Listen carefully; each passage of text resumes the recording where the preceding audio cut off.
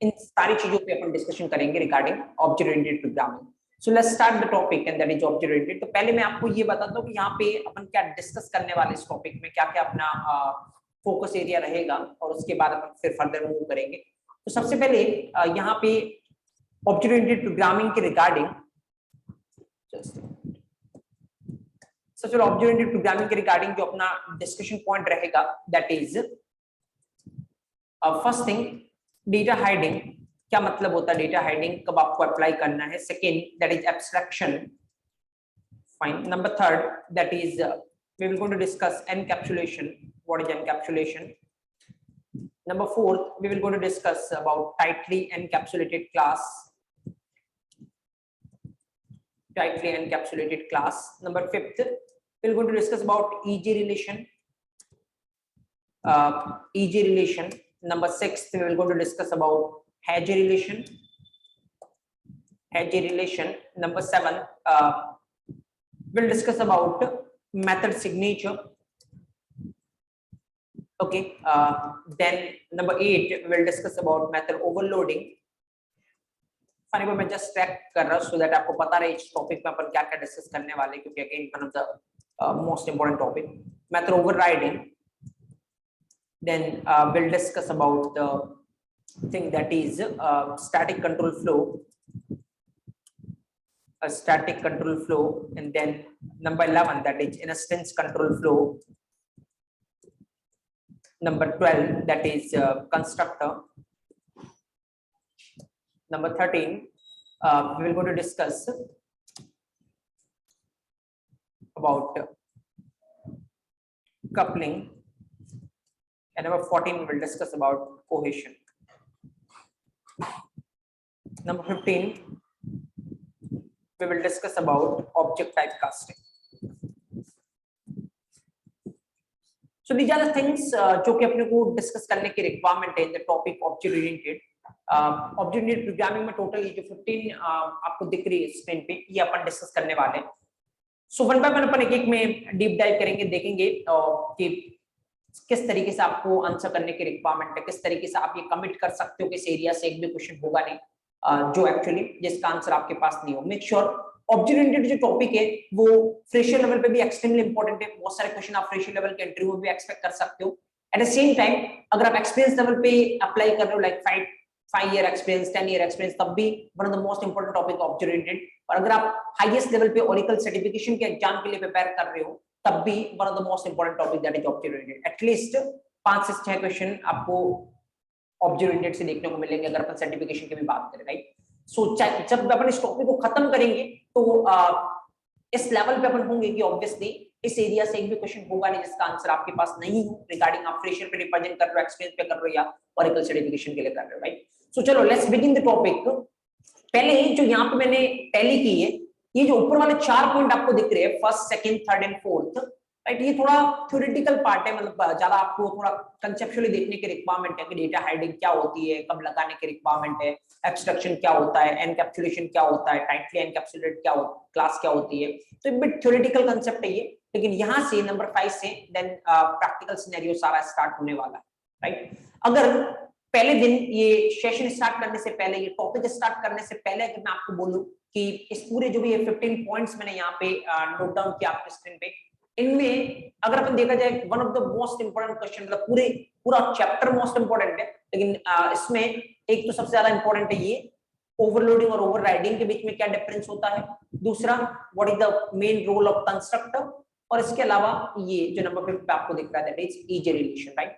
सो ये अगर 3 पॉइंट अगर अपन निकाले, 3 पैटर्न निकाले इस पूरे में से, तो फिर ये जो आपको दिख रहा है नंबर 5, नंबर 8 और 9 और नंबर 12 ये एक्सट्रीम इंपॉर्टेंट है, लेकिन ऑब्वियसली जैसा मैं आपको बोल चुका पूरा टॉपिक इंपॉर्टेंट है जो देखने की रिक्वायरमेंट है अपने को। चलो स्टार्ट करते हैं अपन वन बाय वन और एक एक टॉपिक पे डीप डाइव करते हैं अपन। सो पहले अपन ये जो ऊपर वाले 4 पोर्शन है, 4 पार्ट है जिनको मैं बोल रहा हूं थोड़ा कंसेप्चुअल पार्ट है, ज्यादा कुछ इतना प्रैक्टिकल स्टफ नहीं है अभी के लिए, राइट। तो इनको अपन थोड़ी देर बाद डिस्कस करेंगे। पहले जो अपन स्टार्ट करते हैं ना वो नंबर 5 पॉइंट से स्टार्ट करते हैं that is what is a relation, right. So then पहले आप लिख लो इस तरीके से सो दैट आपको पता रहे कि क्या कुछ अपने को इस टॉपिक में डिस्कस करना है, और उसके बाद आप हेडिंग डालो is a relation, keeps binding is a relation.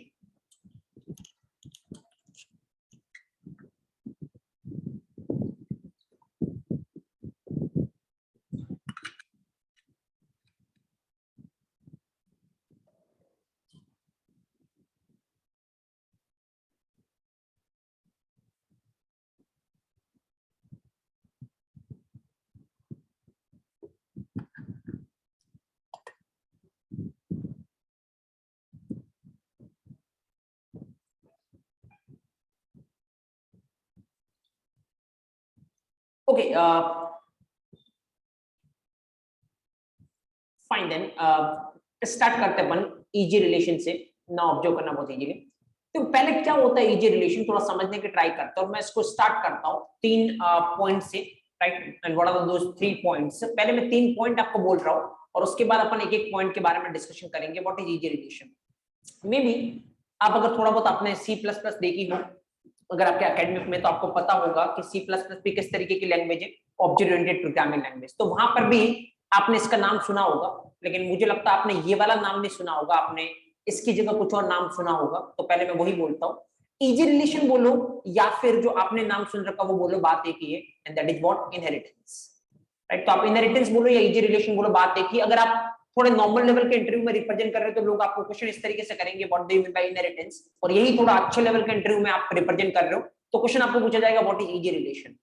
क्यों ये क्वेश्चन अच्छे लेवल के इंटरव्यू में ये पूछा जाएगा इजी रिलेशन, मैं आपको बताऊंगा। क्योंकि अल्टीमेटली आपको अगर ये डिसाइड करना है इंडस्ट्री स्टैंडर्ड पे कि कब ये रिलेशन लगाना है, तो उस नाम से ही डिसाइड कर सकते हो, जो कि क्या है? ईजे। थोड़ी देर में मैं आपको उसको प्रैक्टिकली बताऊंगा कि कैसे इस नाम से डिसाइड कर सकते हैं कि कब ये वाला रिलेशन आपको लगाने के रिक्वायरमेंट है, राइट। तो is a relation also known as inheritance. Second चीज, ऑब्वियसली अगर आपको जावा में इजी रिलेशन इंप्लीमेंट करना है तो आप कैसे कर सकते हो?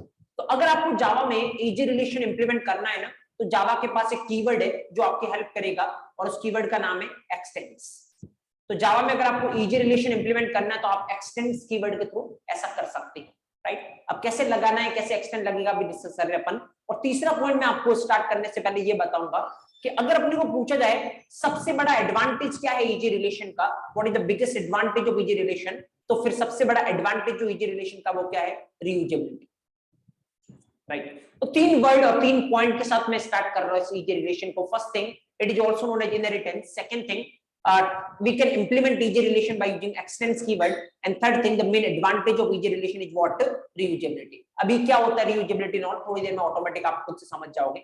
चलो पहले बात करते हैं अपन की इनहेरिटेंस की। जब भी बात करते हैं ना, इनहेरिटेंस में हमेशा 2 चीजें होती है, एक आपका होगा पेरेंट क्लास और एक आपका होगा चाइल्ड क्लास। मतलब रिलेशन कैसा होता है? पेरेंट चाइल्ड का रिलेशन होता है इनहेरिटेंस में, राइट। मतलब इनहेरिटेंस जब भी लगाओगे एक आपका पेरेंट बनेगा और दूसरा आपका क्या बनने वाला है? चाइल्ड बनने वाला है। अब सवाल यहाँ पे ये आता है, देखो अगेन मैं one of the important question के साथ स्टार्ट कर रहा हूँ डिस्कशन। क्वेश्चन ये है, अगर आपसे पूछा जाए what is the main advantage of inheritance, answer आपका क्या होगा? Reusability, right. अभी के लिए रीयूजेबिलिटी क्या होती है वो छोड़ो, बट आंसर क्या होगा? रीयूजेबिलिटी। अगर आपसे पूछा जाए what is the main purpose of inheritance या what is the main purpose of creating child class, दोनों में से किसी भी तरीके से पूछा जा सकता है कि इनहेरिटेंस का मेन पर्पज क्या है या फिर चाइल्ड क्लास क्रिएट करने का मेन पर्पज क्या है, राइट। तो यहां पर भी बहुत सारे लोग बोलते हैं कि चाइल्ड क्लास क्रिएट करने का मेन पर्पज या इनहेरिटेंस का मेन पर्पज क्या है? रीयूजेबिलिटी, जो कि एक्चुअली गलत है। दोनों सेपरेट थिंग है। Advantage is separate thing and purpose is separate thing. तो फिर अपन आते हैं पहले इस पे कि मेन पर्पज क्या इनहेरिटेंस, क्या सोच के एक्चुअली इन्होंने इनहेरिटेंस को लॉन्च किया है, राइट। तो जस्ट ऑब्जर्व, लेट्स सपोज मैं यहाँ पे एक लिख रहा हूँ और फिर आप समझने की ट्राई करना।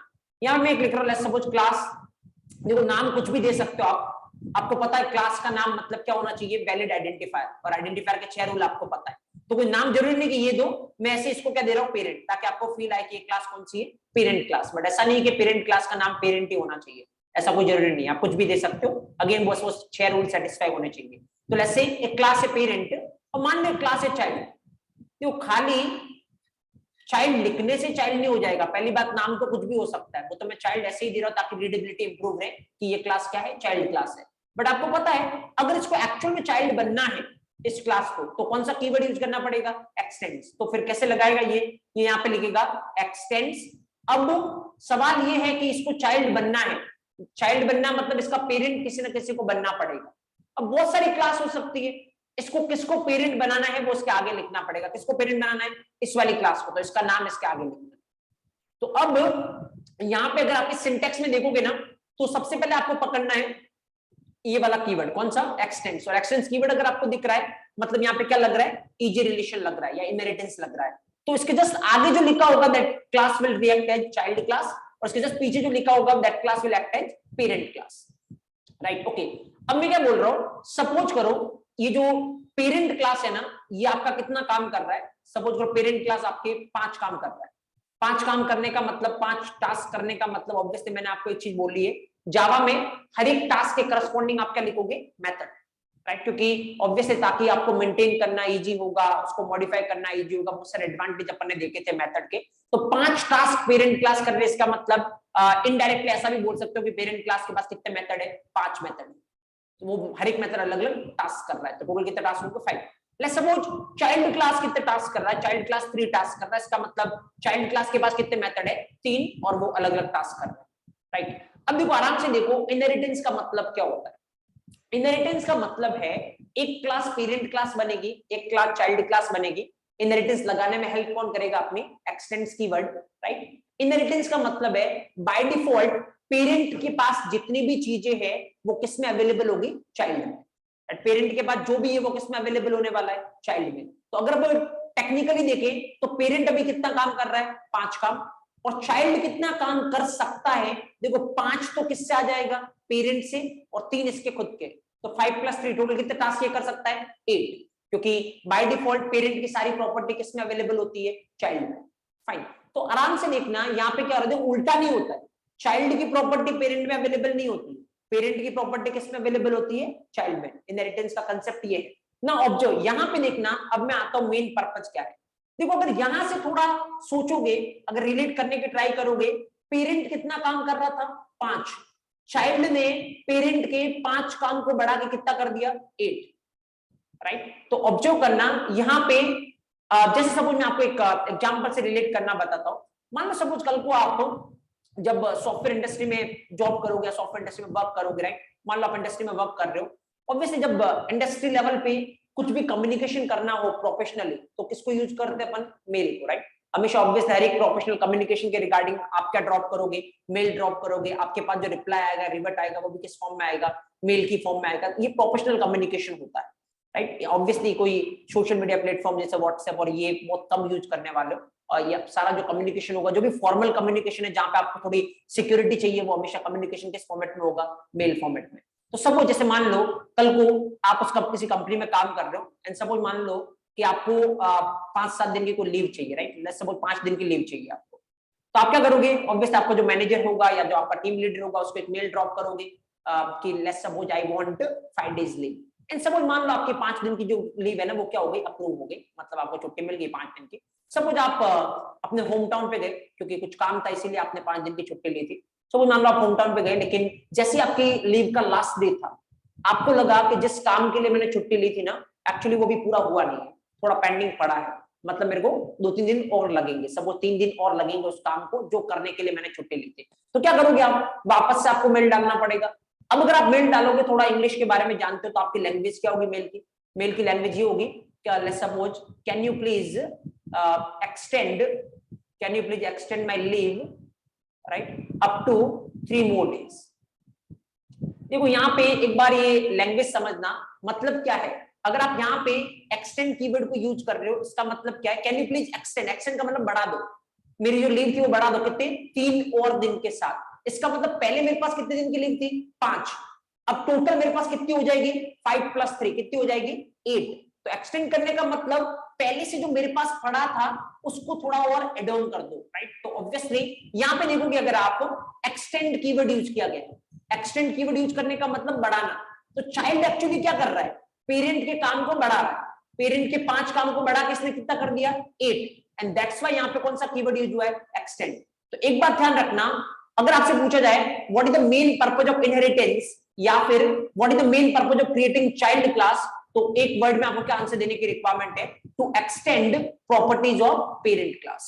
पेरेंट क्लास की प्रॉपर्टी बढ़ाने के लिए अपन किसको क्रिएट करते हैं, चाइल्ड क्लास को। देखो अगर रीयूजेबिलिटी मेन पर्पस होता इनहेरिटेंस का, तो फिर यहाँ पे जावा के पास एक कीवर्ड है जो काम में नहीं आ रहा है, कौन सा, रीयूज। तो फिर मुझे लगता है यहाँ पे इनको कौन सा कीवर्ड यूज करना चाहिए था, रीयूज। बट देन यहाँ पे रीयूज की जगह कौन सा कीवर्ड यूज कर रहे हैं, एक्सटेंड्स, क्योंकि रीयूजेबिलिटी मेन पर्पस नहीं है। मेन पर्पस क्या है, पेरेंट क्लास की प्रॉपर्टी को बढ़ाना।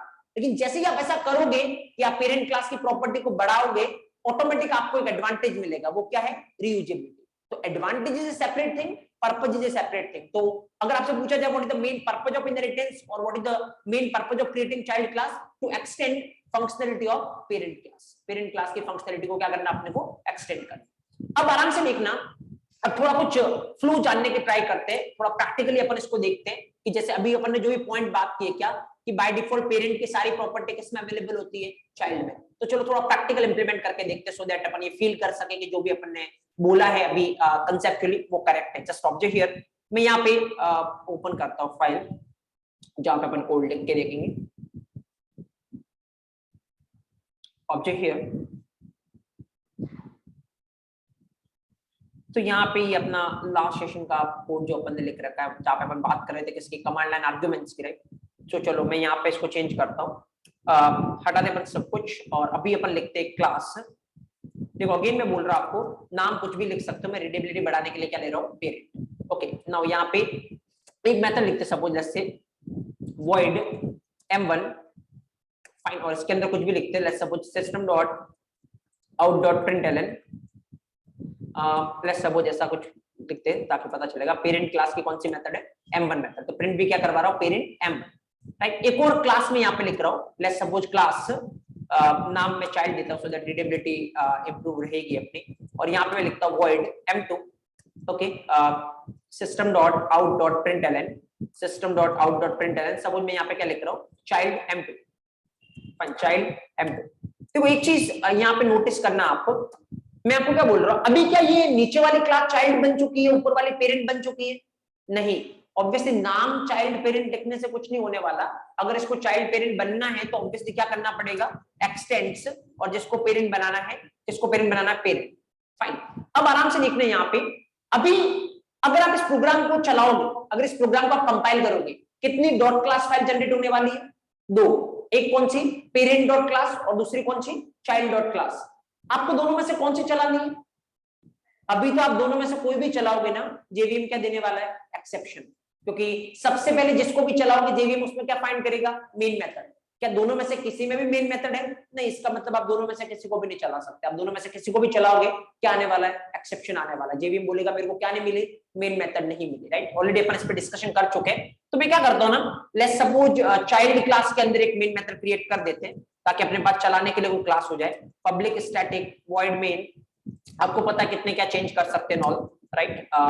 यहाँ पे अपने पास मेन मेथड है। मैं क्या करता हूँ ना, पहले पेरेंट क्लास का ऑब्जेक्ट बनाते हैं। पहले तो जैसे देखो, आराम से देखना, मान लो अगर आपको m1 मेथड को कॉल करना है, क्या बिना ऑब्जेक्ट के हो जाएगी m1 मेथड कॉल? नहीं, क्योंकि m1 मेथड कैसी मेथड है, इंस्टेंस, और इंस्टेंस मेथड को कॉल करने के लिए आपको किसकी रिक्वायरमेंट पड़ेगी, रेफरेंस वेरिएबल।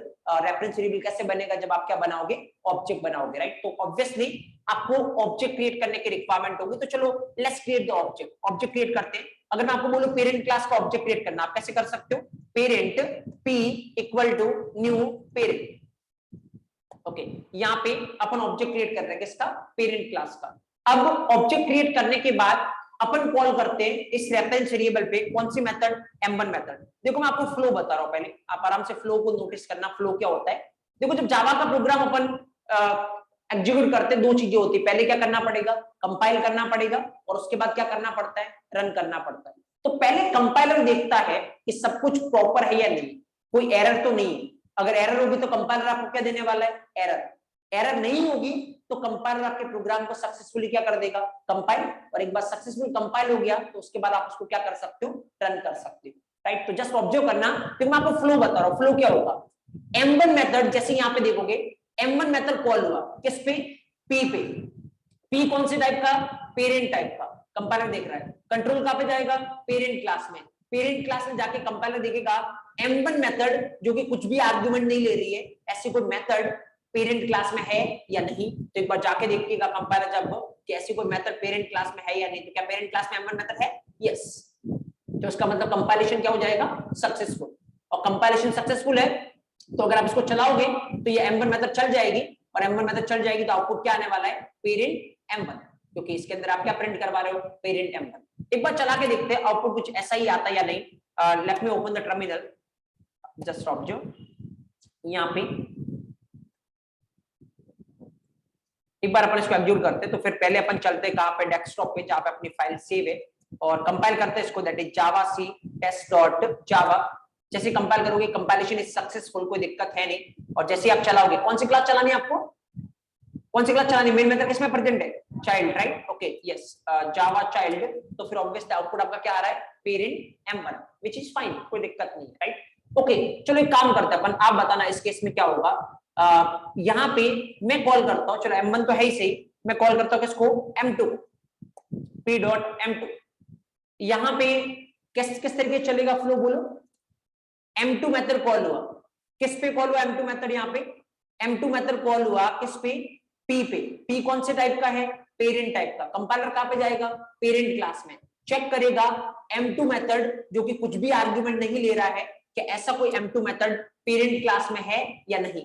देखो क्या m2 मेथड पेरेंट क्लास के अंदर है, नहीं, और नहीं तो ऑब्वियसली कंपाइलर क्या देने वाला है, एरर, राइट। तो जस्ट ऑब्जर्व हियर, यहाँ पे जैसे आप चलाओगे लाइन नंबर 18 पे आपको एरर देगा कंपाइलर, लाइन नंबर 18 पे क्या आ रही है आपके पास, एरर आ रही है, राइट। रीजन इज क्योंकि इसको जो ढूंढ रहा था, क्या ढूंढ रहा था, ये m2 मेथड वो मिली नहीं एक्चुअली इसको, राइट। जब नहीं मिले तो ये क्या दे रहा है, एरर दे रहा है, फाइन, ओके। ऑब्जर्व करना यहाँ पे, तो इसका मतलब पता है, एक पॉइंट जो मैंने बोला था वो आप यहाँ पे देख सकते हो, m2 मेथड किसमें प्रेजेंट है, चाइल्ड क्लास में, राइट। तो चाइल्ड क्लास की प्रॉपर्टी किसमें अवेलेबल नहीं होती, पेरेंट में, इसीलिए जब आपने पेरेंट पे m2 मेथड को कॉल किया, क्या ये एरर, क्योंकि पेरेंट में अवेलेबल नहीं है, फाइन। देखो पहला पॉइंट मैं क्या बोल रहा हूं, आराम से देखना, इस लाइन को मैं पहले भी एक्सप्लेन कर चुका, मैं वापस से एक बार आपको बताता हूं। ये जो लाइन है यहाँ पे, अगर आप यहाँ पे देखोगे, parent p equal to new parent, मैंने ऐसा लिखा है, parent p equal to new parent.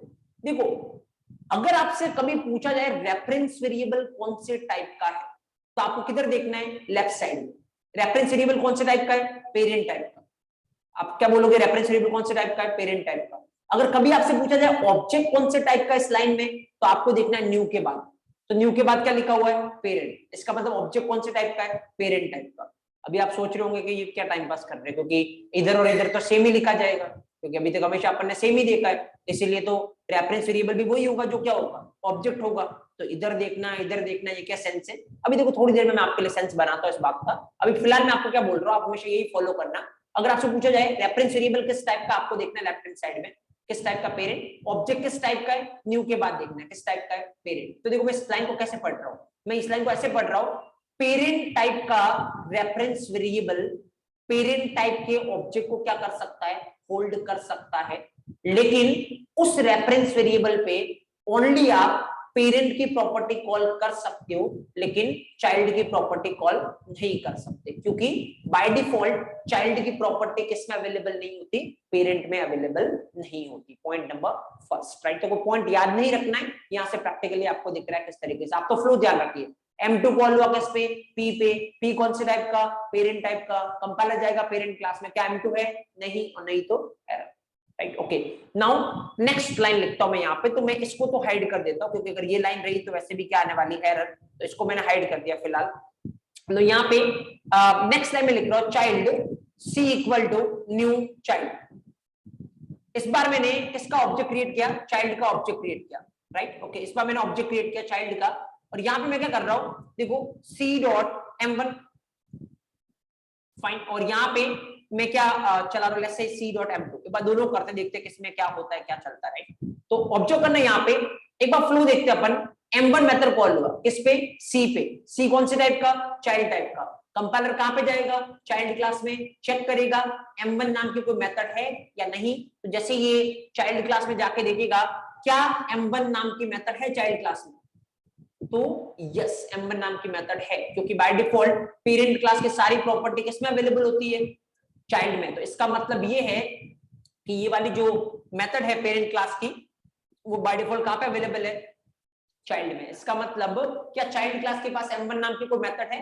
Answer is yes. और जब मेथड है तो कंपाइलर आपको क्या नहीं देने वाला, एरर नहीं देने वाला, राइट। और जब एरर नहीं देगा तो जब जेवीएम चलाने आएगा इसको, तो उस M1 की वजह से कौन सी M1 चलेगी, ये वाली, और ये वाली चलेगी, तो आउटपुट क्या आएगा, पेरेंट M1, राइट। उसके बाद देखो नीचे जो लिखा हुआ उसको अपन चलते वापस, M2 मेथड कॉल हुआ किस पे, C पे, C कौन से टाइप का, चाइल्ड टाइप का, कंट्रोल कहां पे आएगा, चाइल्ड क्लास में। क्या चाइल्ड के पास M2 मेथड है, यस, और यस, तो जब जेवीएम इसको चलाएगा तो इसकी वजह से क्या प्रिंट होगा, चाइल्ड M2। तो एक बार चला के देखते हैं, देखो इसकी वजह से पेरेंट M1 हो रहा था, वो आएगा, इसकी वजह से क्या हो रहा है, पेरेंट M1, और इसकी वजह से क्या हो रहा है, चाइल्ड M2। एक बार एग्जीक्यूट करते हैं अपन इसको, लेट्स सी क्या आउटपुट आता है। Let me clear the console and let me compile.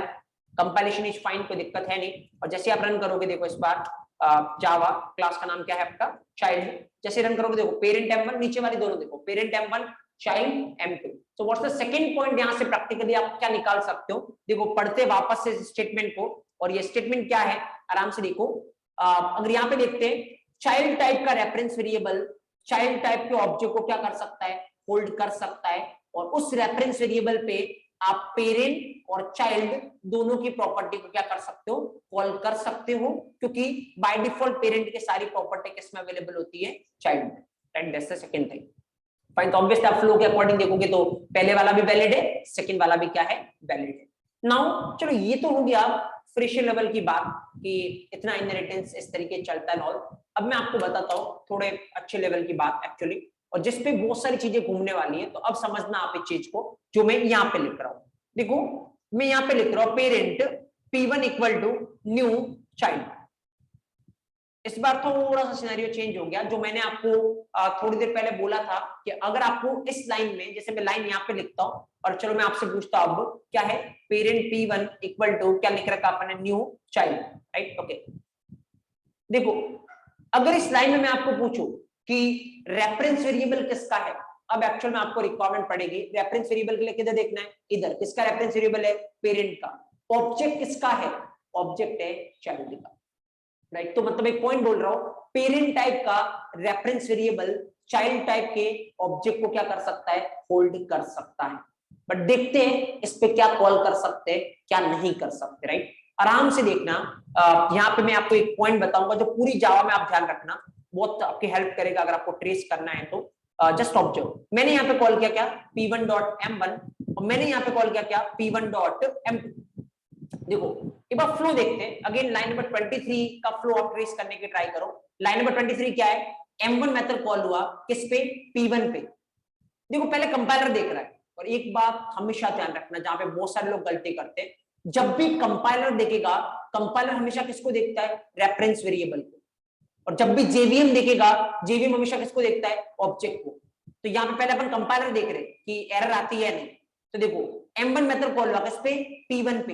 Compiler के लिए P1 कौन से टाइप का है, पेरेंट, क्योंकि किसको देखेगा, रेफरेंस वेरिएबल को। तो P1 कौन से टाइप का है, पेरेंट। कंपाइलर जाएगा पेरेंट क्लास में, चेक करेगा M1 method with no argument parent class के अंदर प्रेजेंट है या नहीं। तो जैसे ये जाके देखेगा क्या M1 method with no argument parent class के अंदर प्रेजेंट है, यस, और प्रेजेंट है तो ठीक है, एरर तो नहीं आएगी। अब अगर ये प्रोग्राम जब चलेगा तो जेवीएम इस वाले M1 मेथड को चला देगा, और अगर ये वाले M1 मेथड चलेगी तो इसकी वजह से क्या प्रिंट होगा, पेरेंट M1। चलो फिलहाल अपन आते वापस से नीचे और लाइन नंबर 24 को ट्रेस करने की तरफ देखते हैं। लाइन नंबर 24 क्या है, चलो वापस पढ़ो, किस तरीके से पढ़ोगे। पहले कंपाइलर का देखते हैं। M2 मेथड कॉल हुआ किस पे, P1 पे। P1 कंपाइलर के लिए कौन से टाइप का है, पेरेंट टाइप का। तो कंपाइलर जाएगा कौन सी क्लास में, पेरेंट क्लास में, चेक करेगा M2 method with no argument present है या नहीं। तो जैसे पेरेंट क्लास में जाओगे, क्या M2 method with no argument present है, नहीं, और नहीं तो इमीडिएटली लाइन नंबर जो आपको दिख रहा है 24, वहां पे क्या आने वाली है, एरर। यस, चला के देखते हैं अपन यहाँ पे। Line number 24 will going to throw the error. Compile करो आप, यस, लाइन नंबर 24 की वजह से क्या आ रही है, एरर। और इतना आपको पता है, पहले प्रोग्राम कंपाइल होता है फिर चलता है। तो अगर एक भी एरर हुई तो आपको क्या आने वाली है, एरर। आप उसको चला नहीं सकते जब तक सारी एरर आप रिजॉल्व नहीं करोगे, तब तक प्रोग्राम चलना नहीं है। तो ऑब्वियसली लाइन नंबर 24 पे क्या आ रही है, एरर। इसका मतलब अगर यहां से अपन पॉइंट बनाने की ट्राई करें तो फिर पॉइंट क्या है, तो पॉइंट अगर बनाने की ट्राई करते हैं ना, तो पॉइंट ये है कि पेरेंट टाइप का रेफरेंस वेरिएबल चाइल्ड टाइप के ऑब्जेक्ट को क्या कर सकता है, होल्ड कर सकता है। लेकिन उस रेफरेंस वेरिएबल पे आप पेरेंट की प्रॉपर्टी को तो कॉल कर सकते हो, लेकिन किसकी प्रॉपर्टी को कॉल नहीं कर सकते, चाइल्ड की कॉल नहीं कर सकते। और चाइल्ड की कॉल करने की ट्राई की तो फिर क्या आने वाला है, एरर। तो अब इमीडिएटली, चलो ये तो ठीक है, प्रैक्टिकली अपन ने देख लिया, समझ भी लिया, लेकिन इसको सुनने के बाद आपके दिमाग पे इमीडिएटली एक डाउट क्रिएट होना चाहिए। और वो डाउट क्या है, वो डाउट है, आप देखिए इसको और आप देखिए इसको। पहले वाला क्या था, पेरेंट टाइप का रेफरेंस वेरिएबल पेरेंट टाइप के ऑब्जेक्ट को क्या कर रहा है, होल्ड कर रहा है। इस पे आप किसकी प्रॉपर्टी कॉल कर सकते हो, पेरेंट की। किसकी नहीं कर सकते, चाइल्ड की नहीं कर सकते। अभी क्या हो रहा है, पेरेंट टाइप का रेफरेंस वेरिएबल किसको होल्ड कर रहा है, चाइल्ड को। किसकी प्रॉपर्टी कर सकते हो, पेरेंट की। किसकी नहीं कर सकते, चाइल्ड की नहीं कर सकते। मेरा क्वेश्चन ये है, जब दोनों सेम तरीके से ही चल रहे हैं कि पेरेंट की कर सकते, चाइल्ड की नहीं कर सकते, यहाँ पर भी वही बात कि पेरेंट की कर सकते, चाइल्ड की नहीं कर सकते, तो फिर इस कंसेप्ट की रिक्वायरमेंट क्या थी जो लाइन नंबर 22 पे आपको दिख रहा है कि पेरेंट टाइप का रेफरेंस वेरिएबल किसको होल्ड कर सकता है, चाइल्ड के ऑब्जेक्ट को। अभी के लिए मैं इसका आंसर आपको नहीं दे रहा हूं क्योंकि अभी आपको समझ आएगा नहीं। मैं अभी के लिए आपको ये बोल रहा हूं कि इसकी रिक्वायरमेंट क्या है, उसके लिए मैंने आपको क्या बोला है, अभी मैंने आपको बोला पूरे ऑब्जेक्ट ओरिएंटेड में सबसे इंपॉर्टेंट क्वेश्चन क्या है, ओवरलोडिंग और ओवरराइडिंग के बीच में डिफरेंस। जैसे ही अपन ओवरलोडिंग और ओवरराइडिंग स्टार्ट करेंगे ना, तो आपको एक चीज रियलाइज होगी, वो ये कि अगर ये वाला कंसेप्ट नहीं होता तो न तो ओवरलोडिंग और ओवरराइडिंग कुछ अलग अलग होती ही नहीं, राइट। बात करेंगे अपन इसके पूरे ओवरलोडिंग और ओवरराइडिंग में जो रिजल्ट चेंज करता है वो कौन करता है, ये वाला, राइट। तो फिर अपन देखेंगे कि ये किस तरीके से चलता है और वहां पे मैं आपको बताऊंगा कि इसकी रिक्वायरमेंट क्या है। अभी के लिए आप ऐसा मान सकते हो कि दोनों सेम तरीके से ही चल रहे हैं, तो फिर नीचे वाले की रिक्वायरमेंट क्या है, but there is a huge requirement actually, right. बहुत सारा काम करने के लिए आपको इसकी रिक्वायरमेंट पड़ेगी, पेरेंट टाइप का रेफरेंस वेरिएबल, चाइल्ड टाइप का ऑब्जेक्ट, राइट। ओके, चलो फिलहाल एक और चीज बच गई जो भी अपन कर ही लेते हैं, क्या बोलो, चाइल्ड टाइप का रेफरेंस वेरिएबल और ऑब्जेक्ट किसका, पेरेंट टाइप का। ओके देखो एक चीज मैं आपको बता, तो पहले तो इसको हाइड कर लो, अदरवाइज लाइन नंबर 24 की वजह से क्या आ रही थी, एरर। ओके लाइन नंबर 25 देखो, चाइल्ड टाइप का रेफरेंस वेरिएबल, पेरेंट टाइप का ऑब्जेक्ट। तो फिर मैं आपको ये बोल रहा हूं कि जो लाइन 25 आपने लिख रखी है ना, ये लाइन ही गलत है। इसका मतलब चाइल्ड टाइप का रेफरेंस वेरिएबल पेरेंट टाइप के ऑब्जेक्ट को क्या नहीं कर सकता, होल्ड नहीं कर सकता, क्योंकि इसका कोई यूज है नहीं। फाइन, एक बार चला के देखोगे ना तो लाइन नंबर 25 पे एरर आ जाएगी। कॉल वॉल करना तो दूर की बात है, पहले तो ये जो लाइन नंबर 25 पे आपने लिख रखा है ना वो भी वैलिड नहीं है आपका। तो फिर यहाँ पे आप देखोगे लाइन नंबर 25 की वजह से क्या आ रहा है, एरर। क्या आ रहा है, incompatible type, parent can not be converted to child. मतलब चाइल्ड टाइप का रेफरेंस वेरिएबल किसको होल्ड नहीं कर सकता, पेरेंट टाइप के ऑब्जेक्ट को। अभी इन दोनों का मैं ये नहीं बता रहा हूं कि इसका यूज क्या है और इसका यूज क्यों नहीं है, right, we will discuss later, right. But अभी के लिए मैं आपको ये 4 पॉइंट आपको बता रहा हूं। चलो क्विकली अपन समराइज करते हैं। क्या पेरेंट टाइप का रेफरेंस वेरिएबल किसको होल्ड कर सकता है, पेरेंट टाइप के ऑब्जेक्ट को। उस पे किसकी प्रॉपर्टी कॉल कर सकते हो, पेरेंट की। किसकी नहीं कर सकते, चाइल्ड की नहीं कर सकते। सेकंड पॉइंट क्या है, चाइल्ड टाइप का रेफरेंस वेरिएबल किसको होल्ड कर सकता है, चाइल्ड के ऑब्जेक्ट को। किसकी प्रॉपर्टी कॉल कर सकते हो, पेरेंट की भी और चाइल्ड की भी, क्योंकि बाय डिफॉल्ट पेरेंट की सारी प्रॉपर्टी किसमें अवेलेबल होती है, चाइल्ड में। तीसरा पॉइंट, पेरेंट टाइप का रेफरेंस वेरिएबल चाइल्ड टाइप के ऑब्जेक्ट को क्या कर सकता है, होल्ड कर सकता है, और उस पे ओनली आप पेरेंट की प्रॉपर्टी कॉल कर सकते हो, किसकी प्रॉपर्टी कॉल नहीं कर सकते, चाइल्ड की नहीं कर सकते। और चौथा पॉइंट ये कि चाइल्ड टाइप का रेफरेंस वेरिएबल पेरेंट टाइप के ऑब्जेक्ट को क्या नहीं कर सकता, होल्ड नहीं कर सकता, right. So that's the scene. तो एक बार फास्ट पहले कुछ लिखो, उसके बाद अपन आगे डिस्कस करते हैं। आप हेडिंग डालो ईजी रिलेशन और इसके अंदर लिखिए, हेड डाला easy relation,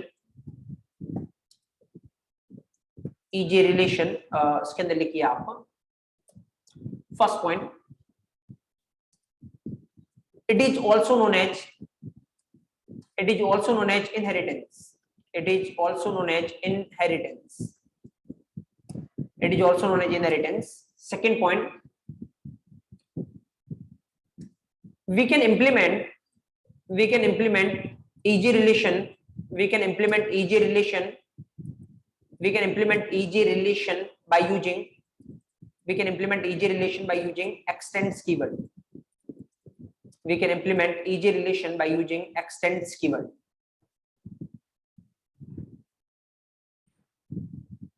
And number third point, the main advantage of easy relation,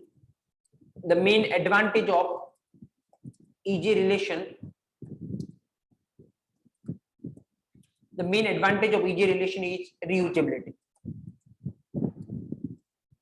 The main advantage of easy relation is reusability. Main advantage of easy relation is reusability. Next एक point लिखना, the main purpose of inheritance, or the main purpose of creating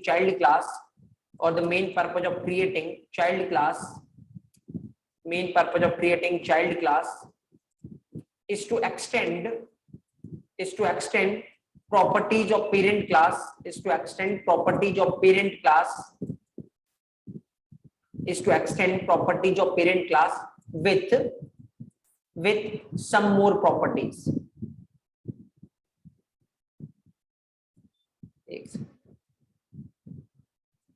With some more properties. Any voice issue in the online session, guys? Is it fine now? Yeah, is there an issue?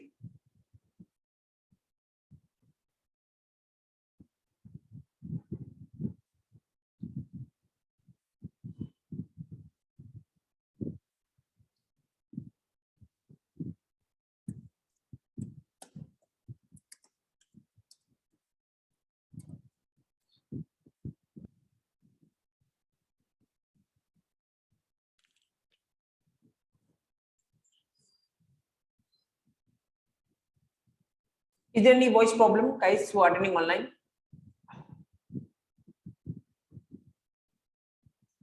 Okay, fine then. Just write it down. Next point, the main purpose of inheritance or the main purpose of creating child class is to extend properties of parent class with some more properties, right? उसके बाद आप एक काम करिए, just mention the thing. ये example आप mention करिए और उसके बाद अपन पॉइंट बाय पॉइंट लिखते हैं इनको. पहले आप एग्जांपल मेंशन कर लीजिए. Do it fast.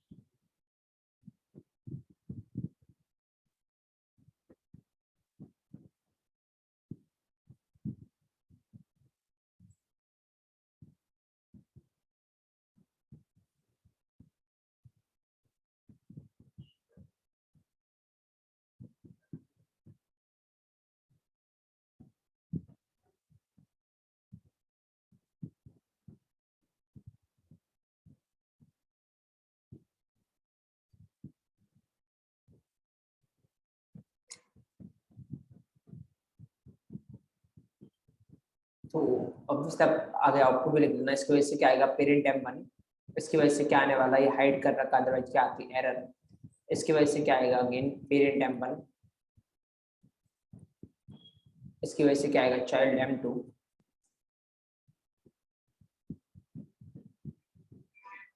ऑब्वियसली इसकी वजह से अगेन क्या आएगा, पेरेंट m1. ये हाइड कर रखा, अदरवाइज क्या आती है एरर. और यहाँ पे इसकी वजह से भी error.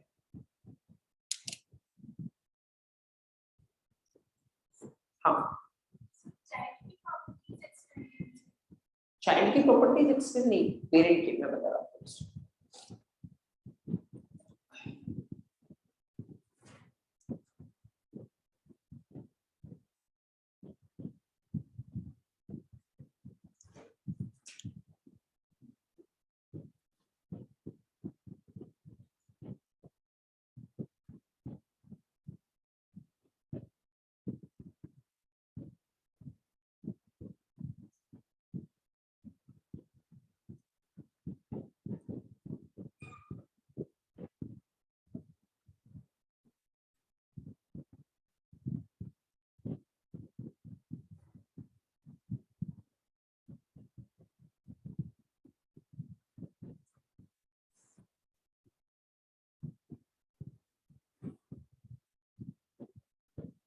Fine, okay.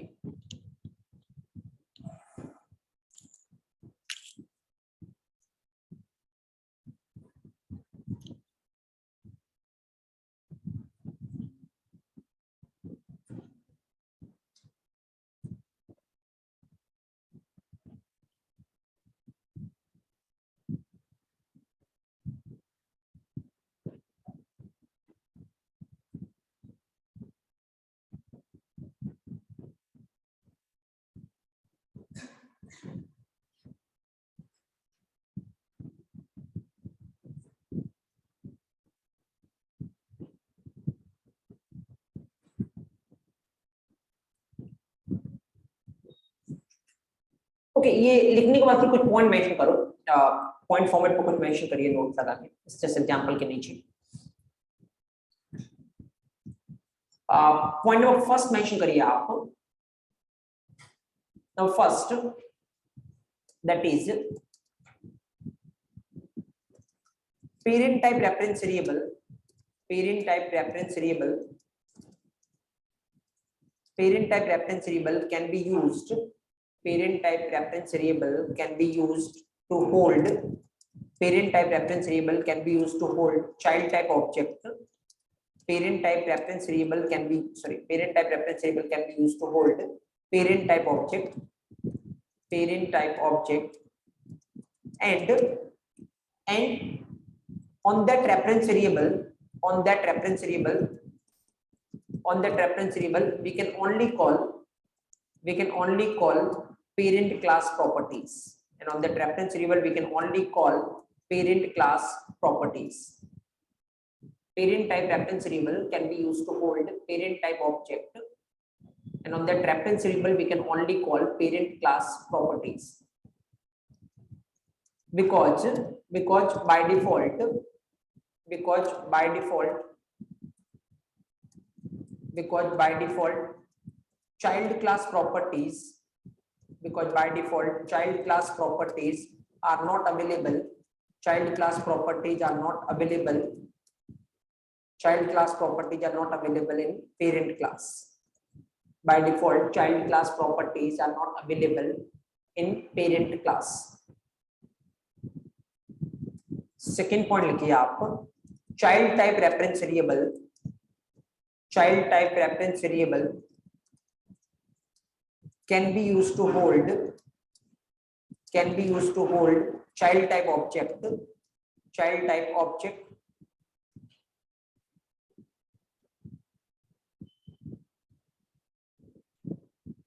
child type reference variable can be used to hold child type object, child type object, and on that reference variable, and on that reference variable, on that reference variable we can call both, we can call both parent and child class properties, we can call both parent and child class properties, because by default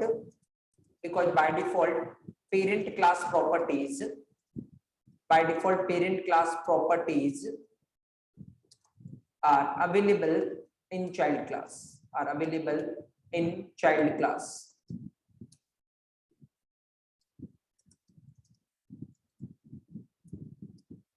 Available in child class.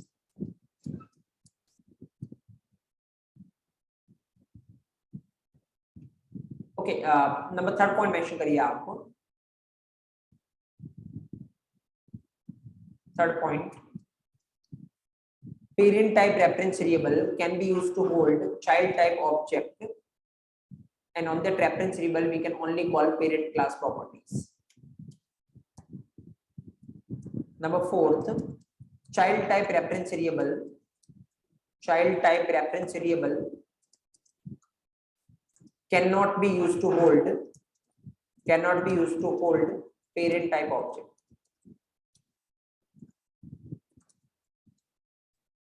Child type reference variable cannot be used to hold parent type object.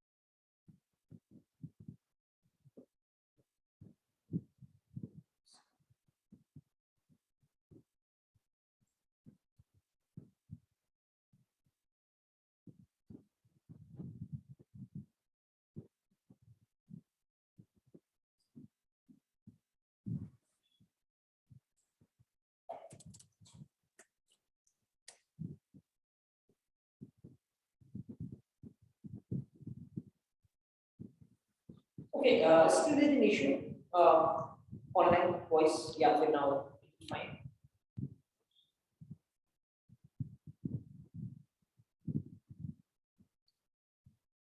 Okay, fine. Okay, so चलते बना आगे। तो ये 4 point है जो कि अपने को ध्यान रखने की रिक्वायरमेंट है। इसमें सबसे इंपॉर्टेंट पॉइंट जो है वो ये थर्ड वन है, क्योंकि ये आगे चल के बहुत काम आने वाला है। फिर डिस्कस के क्या काम आएगा और फिलहाल इससे पहले किसी ने डाउट रेज किया, मैं बता देता हूँ। देखो ये मतलब होता है इनहेरिटेंस का। इनहेरिटेंस मतलब अपन क्या करते हैं ना, जैसे मान लो सपोज करो कि एक अपने पास पेरेंट है क्लास, राइट? एक क्लास है अपने पास पेरेंट, ओके, और इसके अंदर मान लो अपने पास एक क्लास है child, class child x tends parent, fine, okay. Now obviously मतलब ये होता है इनहेरिटेंस का कि सपोज करो अगर मान लो पेरेंट के पास कितनी प्रॉपर्टी है 5, इसको बोलते हैं कि इसके पास कितनी 3, तो एक्चुअली बाय डिफॉल्ट पेरेंट की सारी प्रॉपर्टी किसमें अवेलेबल होगी? चाइल्ड में। तो इसका मतलब अगर पेरेंट के पास देखोगे तो कितनी है 5, और चाइल्ड के पास देखोगे तो कितनी है 5, तो पेरेंट से आ जाएगी 3 इसके खुद की, टोटल कितनी हो गई 8। तो प्रॉपर्टी जो बढ़ रही है वो कौन बढ़ा रहा है? चाइल्ड क्लास बढ़ा रहा है, क्योंकि इससे पेरेंट की जितना था वो तो इसने यूज कर ही लिया, प्लस 3 खुद की क्या ऐड कर दी एक्स्ट्रा। तो अगर कोई चाइल्ड क्लास को यूज करेगा उसको कितनी प्रॉपर्टी मिलने वाली है 8, और अगर कोई पेरेंट क्लास को यूज करेगा तो उसको कितनी प्रॉपर्टी मिलने वाली है 5।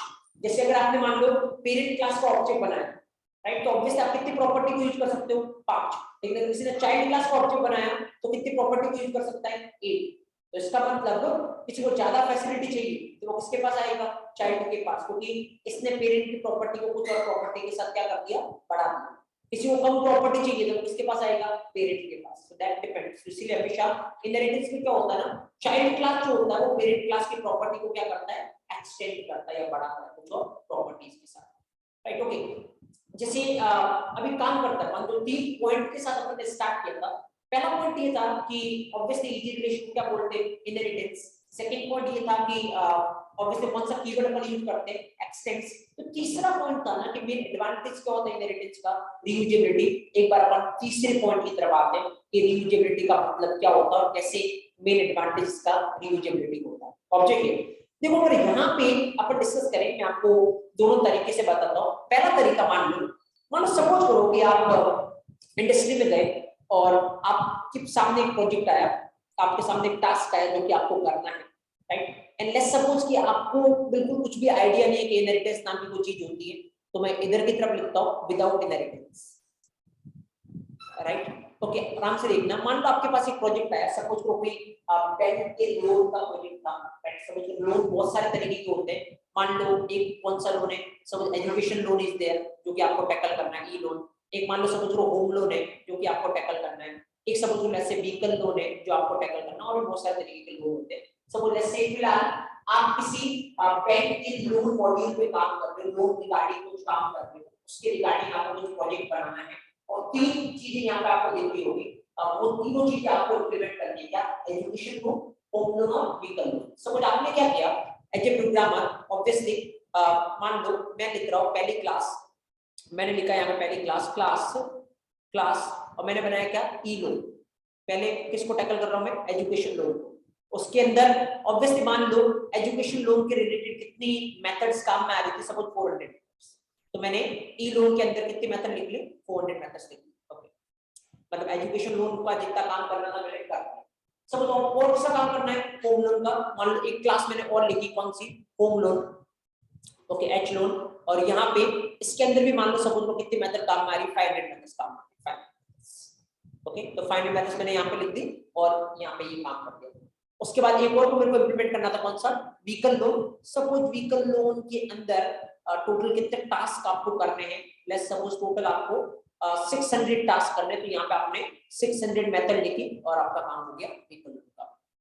पूरा ओवरऑल तीनों का काम आपने कर दिया, तीनों में जितने टास्क थे वो सारे कर दिए। इसका मतलब पूरा आपका लोन मॉड्यूल क्या हो चुका है? खत्म हो चुका, आपने पूरा प्रोजेक्ट बना लिया। एक बार अगर इस पूरे प्रोजेक्ट को अपन थोड़ा देखें, टोटल आपने कितने मेथड लिखी? 400, 500, 900, 9% कितना 1500। ओके, तो लेट्स से यहाँ पे 1500 मेथड का कोड आपने लिखा है। तीनों मिलके कितने टास्क कर रहे हैं? 1500 टास्क कर रहे हैं। सपोज करो ऑन एवरेज मानते हैं कि हर एक मेथड का जो कोड है वो कितने लाइन का है? सपोज जैसे 100 लाइन का है, राइट? तो अगर हर एक मेथड का कोड 100 लाइन का है तो टोटल आपने कितनी लाइन का कोड लिखा 1500 into 100 दैट इज 1,50,000 लाइन का आपने कोड लिखा, ठीक है। और सब ये मान लो कि चलो अभी फिलहाल कितना लिखा आपने कि कितने लाइन का कोड लिखा, ये 1500 लाइन का 1,50,000 लाइन का कोड लिखा आपने, टोटल कितनी मेथड बनाई 1500 और आपका ये काम हो चुका है। अब ऑलरेडी मैं ये बात आपको बहुत बार बोल चुका हूँ कि मान लो आपने ये काम किया, आपका जो ये काम है ये कभी भी क्लाइंट के पास नहीं जाने वाला, पहले ऑब्वियसली आप किसी सीनियर पर्सन से इसको क्या करवाने वाले हो, वेरीफाई।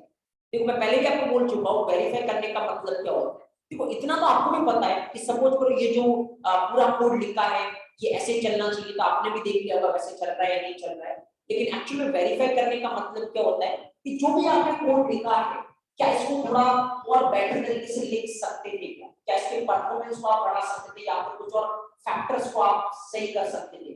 जैसे मान लो सीनियर डेवलपर इस कोड को चेक करेगा ना कोई भी, तो सबसे पहला क्वेश्चन वो आपसे ये करने वाला है, अगर आपने ऐसा कुछ लिखा do you know about inheritance. Suppose जैसे मैंने ये कोड लिखा था, मैं क्या सीनियर डेवलपर के पास वेरीफाई कर रहा है, वो बोल रहा है उसने मेरे से क्वेश्चन किया do you know about inheritance, मैंने बोला नो क्योंकि मेरे को नहीं पता इनहेरिटेंस क्या होता है, तो मैंने बोला मेरे को नहीं पता इनहेरिटेंस क्या होता है। तो उसने मेरे को बोला कि अगर तुम्हें पता होता ना इनहेरिटेंस क्या है तो ऑब्वियसली तुम्हें एक तो इतनी मेथड का कोड नहीं लिखना पड़ता, इतनी लाइन ऑफ कोड जो 1,50,000 तुमने लिखा है ना इतना तुम्हें नहीं लिखना पड़ता, राइट। तो ऑब्वियसली अब मेरे दिमाग में आया कि अच्छा ऐसा क्या है इनहेरिटेंस जिसकी वजह से मैंने इतना एफर्ट डाल के 1,50,000 लाइन का कोड लिखा है और कोई दूसरा पर्सन आके मेरे को बोल रहा है तो ऑनलाइन में तुम्हारा क्या हो जाता काम हो जाता, राइट। तो फिर मैंने बोला अच्छा ऐसा क्या होता है इनहेरिटेंस, तो ऑब्जर्व करना सीनियर डेवलपर जो है वो इनहेरिटेंस के साथ इस कोड को लिख रहा है, क्योंकि उसको पता है इनहेरिटेंस क्या होता है, तो मैं इधर लिख रहा हूं विद इनहेरिटेंस, राइट। वो इनहेरिटेंस से कोड को लिख रहा है और उसने पहला क्वेश्चन मेरे को लिखना स्टार्ट करने से पहले उसने मेरे से क्वेश्चन किया, मैंने बोला काम किस पे किया है, मैंने बोला लो मॉड्यूल पे, कितने लो मॉड्यूल को टैकल किया 3 एजुकेशन लोन होम लोन और व्हीकल लोन। तो उसने बोला देख तीनों लोन के रिगार्डिंग ही काम आ रहे हैं, तो ऐसा तो कुछ ना कुछ तो होगा कि तीनों में क्या हो कॉमन, राइट। ऑब्वियसली तीनों में कुछ ना कुछ कॉमन चीज तो होने वाली है, क्योंकि सपोज करो बैंक का नाम या कुछ टर्म्स एंड कंडीशन है जो होम लोन में भी सेम है, एजुकेशन लोन में भी सेम और व्हीकल लोन में भी सेम है।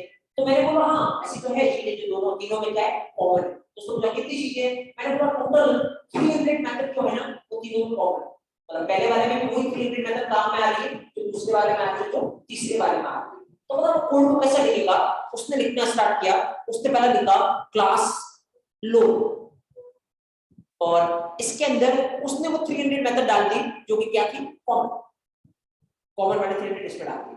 अब वो पता क्या कर रहा है ऑब्जेक्ट हियर, अब यहाँ पे उसके बाद ये पहली क्लास लिख रहा है कौन सा एजुकेशन लोन, और एजुकेशन लोन का पेरेंट इसने किसको बना दिया लोन को, और जैसे इसने लोन को पेरेंट बनाया ये 300 तो बाय डिफॉल्ट लोन से किसमें आ गई एजुकेशन लोन, तो बची कितनी इसकी 100, क्योंकि टोटल इसके पास 400 थी 300 तो आ चुकी है, टोटल इसकी बची 100, वो 100 इसने यहाँ पर जो उसके पर्सनल थे एक्चुअली जो कॉमन नहीं थी वो 100 अपन ने यहाँ पर। अगला फिर ये बनाने जा रहा है क्या, ये बनाएगा होम लोन, होम लोन में भी इसने सेम फॉर्मूला एक्सटेंड्स क्या कर रहा है लोन, ओके। तो बाय डिफॉल्ट लोन में जो भी है वो किसमें आ गया होम लोन में, तो कितने आ गए 300 मेथड तो आ गई। अब पर्सनल कितनी होम लोन की टोटल 500 थी, 300 आ चुकी, पर्सनल कितनी है 200 वो इसमें लिख दी। इसके बाद अगला क्या बनाने वाला है vehicle loan, V loan again same वही एक्सटेंड्स लोन, तो बाय डिफॉल्ट जो 300 मेथड वो तो कहां से आ गई लोन से, इसकी पर्सनल कितनी थी 300 वो यहां पर। एक बार इस वाली अप्रोच में देखते हैं टोटल कितनी मेथड का कोड अपन ने लिखा है 300 400 600 एंड 900, राइट। तो 900 मेथड आपने लिखी है, ओके फाइन। नाउ 900 मेथड आपने लिखी और अपन ने माना तो ऑन एवरेज मेथड का कोड कितने लाइन का है 100 लाइन का, तो यहां पर ये जो कोड है आपका वो कितनी लाइन में खत्म हो गया 90000। देखो पहले वाला जो कोड लिखा है दूसरे वाला जो कोड लिखा है दोनों सेम ही काम कर रहे हैं एक्चुअली, तो अगर हम देख ले कि दोनों में से कौन सा बेटर है तो ऑब्वियसली कौन सा बेटर सेकंड वाला, क्यों, क्योंकि सेकंड वाले में लाइन ऑफ कोड क्या हो रही है कम, और एक चीज आपको पता है जैसे लाइन ऑफ कोड कम होती है क्या बढ़ती है इंडस्ट्री में रीडेबिलिटी, तो ऑब्वियसली फर्स्ट एडवांटेज यहां पे सामने दिख रहा है इनहेरिटेंस का, लाइन ऑफ कोड को कम करेगा और रीडेबिलिटी को इंप्रूव करेगा। अब देखो अपन तो डिस्कस करना अपन ने क्या स्टार्ट किया था कि इनहेरिटेंस का मेन एडवांटेज क्या होता है रीयूजेबिलिटी। देखो रीयूजेबिलिटी का मतलब क्या होता है, रीयूज मतलब सेम चीज को बार-बार यूज करना। तो यहां पे देखो यहाँ पे ये जो 300 मेथड है ये कितनी बार लिखी है आपने एक बार, कितनी जगह पे यूज किया एक तो यहाँ पे एक यहाँ पे और एक यहाँ पे, एक बार लिखा, कितनी बार यूज किया? 3 बार। एक बार लिखो, मल्टीपल टाइम यूज करो, that is what? Reusability. So inheritance से आपको क्या अचीव हो रहा है? रीयूजेबिलिटी। तो दूसरा एडवांटेज जो कि प्राइम एडवांटेज है इनहेरिटेंस का। ओके, इसके अलावा अगर हम बात करें तो देखो, लिखने में तो आपने यहाँ पे लिख लिया, लाइन ऑफ कोड दिखता है 1,50,000। प्रॉब्लम इसमें एक है, कल को मान लो कुछ चेंज आता है इसमें जो कॉमन है उसमें, तो यहाँ पे कितनी जगह चेंज करना पड़ेगा? 1, 2 और 3, 3 जगह पे चेंज करना पड़ेगा। यहाँ पे कितनी जगह चेंज करना पड़ेगा? एक जगह। तो मॉडिफिकेशन जब करने की बात आएगी कहाँ पे इजी होने वाला है? सेकंड वाले में, फर्स्ट वाले में? ऑब्वियसली सेकंड वाले में। तो इनहेरिटेंस अगर आप लिखते हो तो उससे आपका मॉडिफिकेशन भी क्या होने वाला है? इजी होने वाला है, जल्दी इसी टास्क को आप क्या कर पाओगे? परफॉर्म कर पाओगे। अब इस स्टोरी से अगर मैं आपसे दो क्वेश्चन पूछूं, इनहेरिटेंस की जब भी बात करते हैं, एक तो होती है पेरेंट क्लास और दूसरी क्या होती है? Child class, right? तो मेरा क्वेश्चन आपसे ये है, कौन सा कोड पेरेंट क्लास में लिखना चाहिए और कौन सा कोड चाइल्ड क्लास में लिखना चाहिए? इस स्टोरी से आपको क्या समझ आया? कौन सा कोड पेरेंट क्लास में लिखना चाहिए और कौन सा कोड चाइल्ड क्लास में लिखना चाहिए? अगर आप पूरी स्टोरी को ऑब्जर्व कर रहे हो तो फिर आपकी कंक्लूजन क्या है? ऐसा कोड जो कि कॉमन है, सबके काम में आ रहा है, उसको अपन किसमें लिखेंगे? पेरेंट क्लास में। ऐसा चीज जो स्पेसिफिक है, ओनली उसी के पर्सनल काम में आ रहा है, उसको अपन किसमें लिखेंगे? Child class. राइट? तो फिर ऑब्वियसली अगर क्वेश्चन ये पूछा जाए पेरेंट क्लास में क्या लिखना चाहिए, चाइल्ड क्लास में क्या लिखना चाहिए, तो आज आपको पता है। तो अब जब भी कभी ऐसा हो कि आप किसी पे काम कर रहे हो और 3-4 जगह पे सेम कोड काम में आ रहा है, तो बेटर है उसको एक क्लास में लिखिए और जहां जहां वो काम में आ रहा है सारी क्लास के पेरेंट्स को बना दीजिए, ताकि बाय डिफॉल्ट वो कोड में अवेलेबल हो जाएगा। हर जगह आपको अलग से लिखने की रिक्वायरमेंट है, राइट? तो फिर इस स्टोरी से कुछ पॉइंट लिखिए फटाफट। देखिए, advantage of inheritance, advantage of inheritance. तो याद मत रखो चीजों को, यहाँ पे आप जस्ट अगर फील कर रहे हो तो फिर एक चीज आप पता कर पाओगे क्या एडवांटेज है, किस तरीके चल रहा है, तो फिर keep writing. Advantage of inheritance, advantage of inheritance. Okay, यहाँ पे लिखो point number first, the main advantage of inheritance, the main advantage of inheritance is reusability. The main advantage of inheritance is reusability. That means due to inheritance, we can reuse, due to inheritance we can reuse same code, multiple number of times. We can reuse same code multiple number of times. The main advantage of inheritance is reusability. That means due to inheritance we can reuse same code multiple number of times. Second, due to inheritance line of code, will be reduced. Due to inheritance length of code will be reduced, and readability will be improved. Length of code will be reduced and readability will be improved.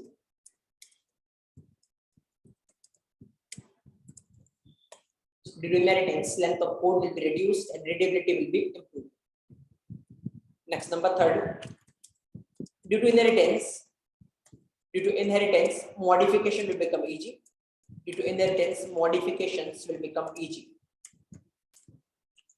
Modifications will become easy.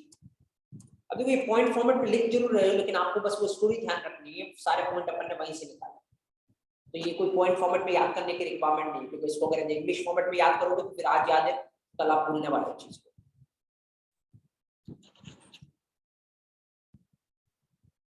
इसके बाद ये advantage देखने के बाद फिर आप notes लगा के 2 पॉइंट लिखिए and keep it important. First point,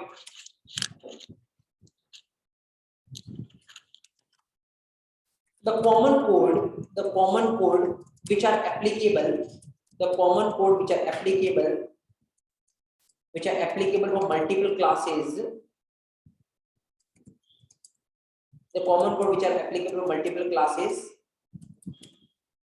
the common code which are applicable for multiple classes should be defined inside parent class. Should be defined inside parent class.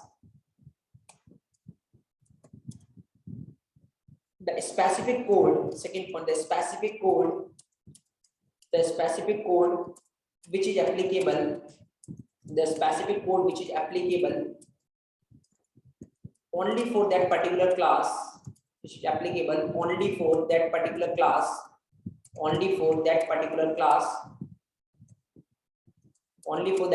class, should be defined inside child class. The specific code which is applicable only for that particular class should be defined inside child class.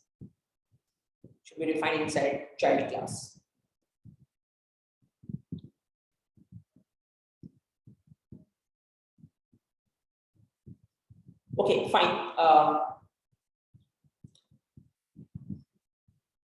Next then, एक और super important question मैं आपको बताता हूँ पूरी entire जावा का, and that is just एक minute पहले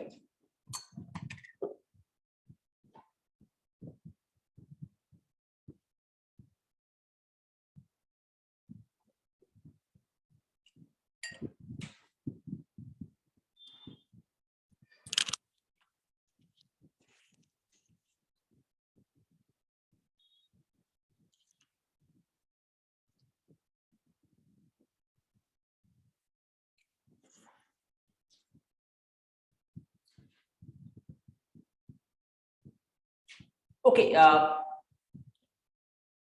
एक चीज है यहाँ पे आराम से देखना। देखो जावा ने अपने को पहले से बहुत सारी क्लासेस दे रखी है जिनको आप जरूरत पड़ने पर डायरेक्ट क्या कर सकते हो, यूज कर सकते हो। जैसे थोड़ा बहुत अपन ने यूज किया था किसको, स्ट्रिंग क्लास को। तो ये क्लास जावा के पहले से अगर जावा ने अपने को दे रखी है, इसको अपन क्या कर सकते हैं, यूज कर सकते हैं। जैसे देखो अभी अपन ने इसके बारे में एक्सप्लेन नहीं किया है, बट देन अगर यहाँ पे देखोगे आप किसी भी चीज को प्रिंट करवाना हो तो आप क्या यूज करते हो, system.out.println। यहाँ पे जो सिस्टम है ना, इसके बारे में अपन डिटेल में एक्सप्लेन करेंगे, बट यहाँ पे जो सिस्टम है वो क्या है, क्लास। तो ये सिस्टम क्लास जावा ने अपने को पहले से दे रखी है। बहुत सारी क्लासेस जो जावा ने अपने को पहले से दे रखी है। टोटल जावा ने 6000 से भी ज्यादा क्लासेस पहले से दे रखी है। इनको बोलते हैं प्रीडिफाइंड क्लासेस। तो जावा ने अपने को पहले से दे रखी है, जिनको जरूरत पड़ने पर आप डायरेक्ट यूज कर सकते हो, उनको क्या बोलते हैं, प्रीडिफाइंड क्लास।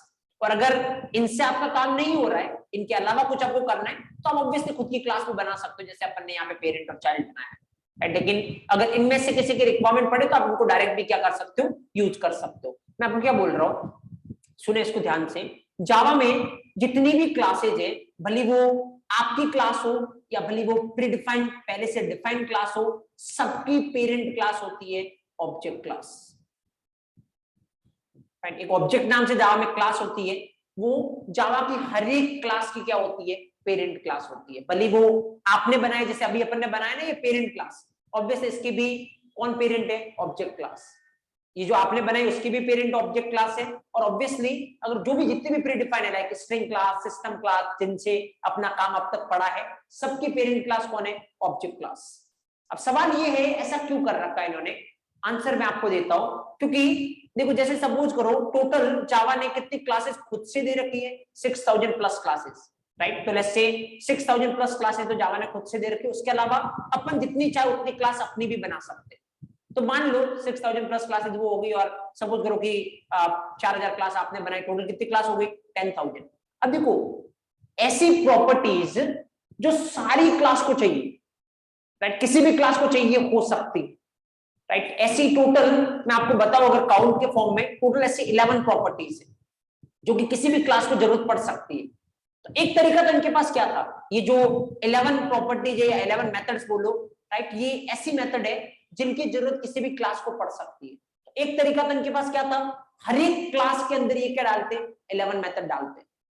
और इवन आप भी अपनी कोई क्लास लिखते तो पहले आपको क्या लिखनी पड़ती, वो 11 मेथड लिखनी पड़ती। एक तरीका तो ये। अगर ऐसे किया होता तो सपोज करो एक बार अपनी क्लास को भूल जाओ, खाली अपन प्रीडिफाइंड क्लास की बात करते हैं, कितनी क्लासेज है, 6000 प्लस। अगर सब में ये 11 मेथड इन्होंने डाली होती तो टोटल कितनी मेथड होती है, 66000 प्लस, राइट, क्योंकि हर एक में डालोगे 11 मेथड, 6000 क्लास में टोटल कितना हो गया, 66,000 प्लस बार ये मेथड को लिखना पड़ता है इन 11 मेथड, राइट। इससे प्रॉब्लम आपको पता है, एक तो लाइन ऑफ कोड इतना बढ़ता उनका, दूसरा कभी मान लो ये अभी आज 11 मेथड ऐसी चल रही है, कभी उनको उन्होंने डिसाइड किया कि एक मेथड में कुछ चेंज करना है, कितनी जगह चेंज करना पड़ेगा, हर एक क्लास को उनको क्या करना पड़ेगा, मॉडिफाई करना पड़ेगा, which is hectic problem, right, which is a huge problem. Solution क्या है, ये सारी कॉमन चीजें किसमें डाल रखी है, ऑब्जेक्ट क्लास में, और ऑब्जेक्ट क्लास को क्या कर रखा है, सबका पेरेंट बना रखा है, ताकि बाय डिफॉल्ट ये 11 मेथड किसके पास अवेलेबल होगी, जावा की हर एक क्लास के पास ये 11 मेथड अवेलेबल होगी, उनको जरूरत पड़े डायरेक्ट इनको क्या कर सकते हैं, यूज कर सकते हो, राइट। सो दैट्स व्हाई जावा में ऑब्जेक्ट क्लास सबकी क्या होती है, पेरेंट क्लास। अगर मैं क्वेश्चन पूछूं जावा में सबकी पेरेंट क्लास कौन होती है, object class, what is the reason, क्यों होती है, the most common properties which are applicable for every Java class are defined inside what, object class, and they make object class is parent, so those most common properties will be available inside each and every class of Java. Java के हर एक class के पास ही क्या रहने वाली है, available रहने वाली, जो भी ये नाम मेथड। एंड डोंट वरी, अपन एक एक मेथड के बारे में डिस्कस करेंगे, अपन पूरी ऑब्जेक्ट क्लास के बारे में डिस्कस करेंगे, जो अपने टॉपिक पढ़ेंगे java.lang पैकेज, राइट। अभी अपना डिस्कशन पॉइंट ऑब्जेक्ट क्लास नहीं है अभी, क्योंकि इनहेरिटेंस चल रहा है, पेरेंट चाइल्ड की बात चल रही है, इसलिए मैं आपको बता रहा हूँ ऑब्जेक्ट क्लास सबकी क्या होती है, पेरेंट क्लास। और ऑब्वियस इसके पीछे क्या मिल रहा है, इसको क्यों कर रखा है ऐसा, रीयूजेबिलिटी। 11 मेथड को कितनी बार लिखा, एक बार, कितनी जगह पे ये यूज हो सकती है, 6000 प्लस प्रीडिफाइंड क्लास में यूज हो सकती है, प्लस आप जितनी अपनी क्लास बनाओगे सब में क्या हो सकती है, यूज हो सकती है। एक बार लिखो, मल्टीपल टाइम यूज करो, what is the thing, reusability. तो एक्चुअली जहां पर भी आपको रीयूजेबिलिटी नाम की कोई चीज चाहिए, आप किसकी तरफ देख सकते हो, इनहेरिटेंस की तरफ देख सकते हो, राइट। तो एक पॉइंट लिखिए, एक दो, and keep these points the most important one. लिखिए आप यहाँ पे नोट्स जो लगा रखा था, तीसरा पॉइंट लिख लीजिए इसमें।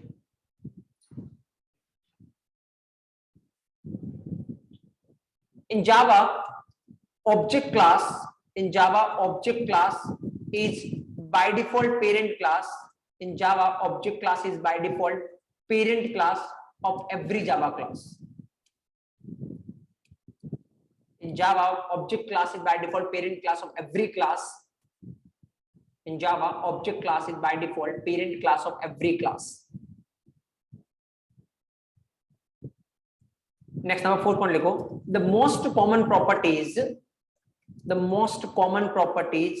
which are applicable, the most common properties which are applicable for every Java class, the most common properties which are applicable for every Java class, the most common properties which are applicable for every Java class, most common properties which are applicable for every Java class are defined inside object class,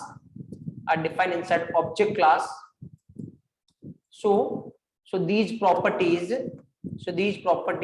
will be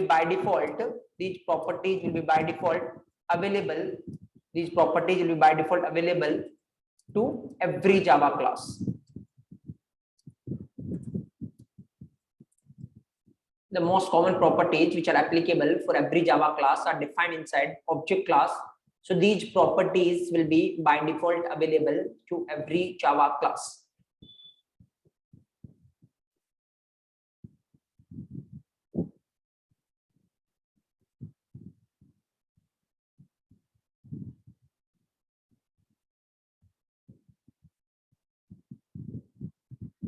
Fine. Okay.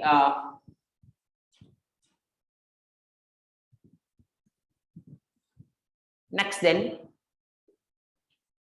Next point की तरफ चलते हैं। अब हम देखते हैं actually कि जब हम बात अपन इनहेरिटेंस की कर रहे हैं, तो इनहेरिटेंस कितने टाइप के हो सकते हैं, राइट। तो अगर हम बात करें इनहेरिटेंस की ना, तो टोटल इनहेरिटेंस जो है वो कितने टाइप के हो सकते हैं, 6 टाइप के इनहेरिटेंस पॉसिबल है। एक बार मैं पहले नाम बताता हूँ, उसके बाद अपन एक एक करके डिस्कस करेंगे इनको, राइट। तो अभी लिखने की रिक्वायरमेंट नहीं है, अभी जैसे बढ़ते देखिए टाइप ऑफ इनहेरिटेंस की अगर हम बात करें तो टोटल 6 टाइप के इनहेरिटेंस पॉसिबल है। पहला इनहेरिटेंस जो है उसको आप क्या बोल सकते हो, उसको आप सिंपल और सिंगल इनहेरिटेंस बोल सकते हो। आप कुछ सिंगल बोलते हो, कुछ सिंपल बोलते हैं, दैट इज फाइन, कोई दिक्कत नहीं है।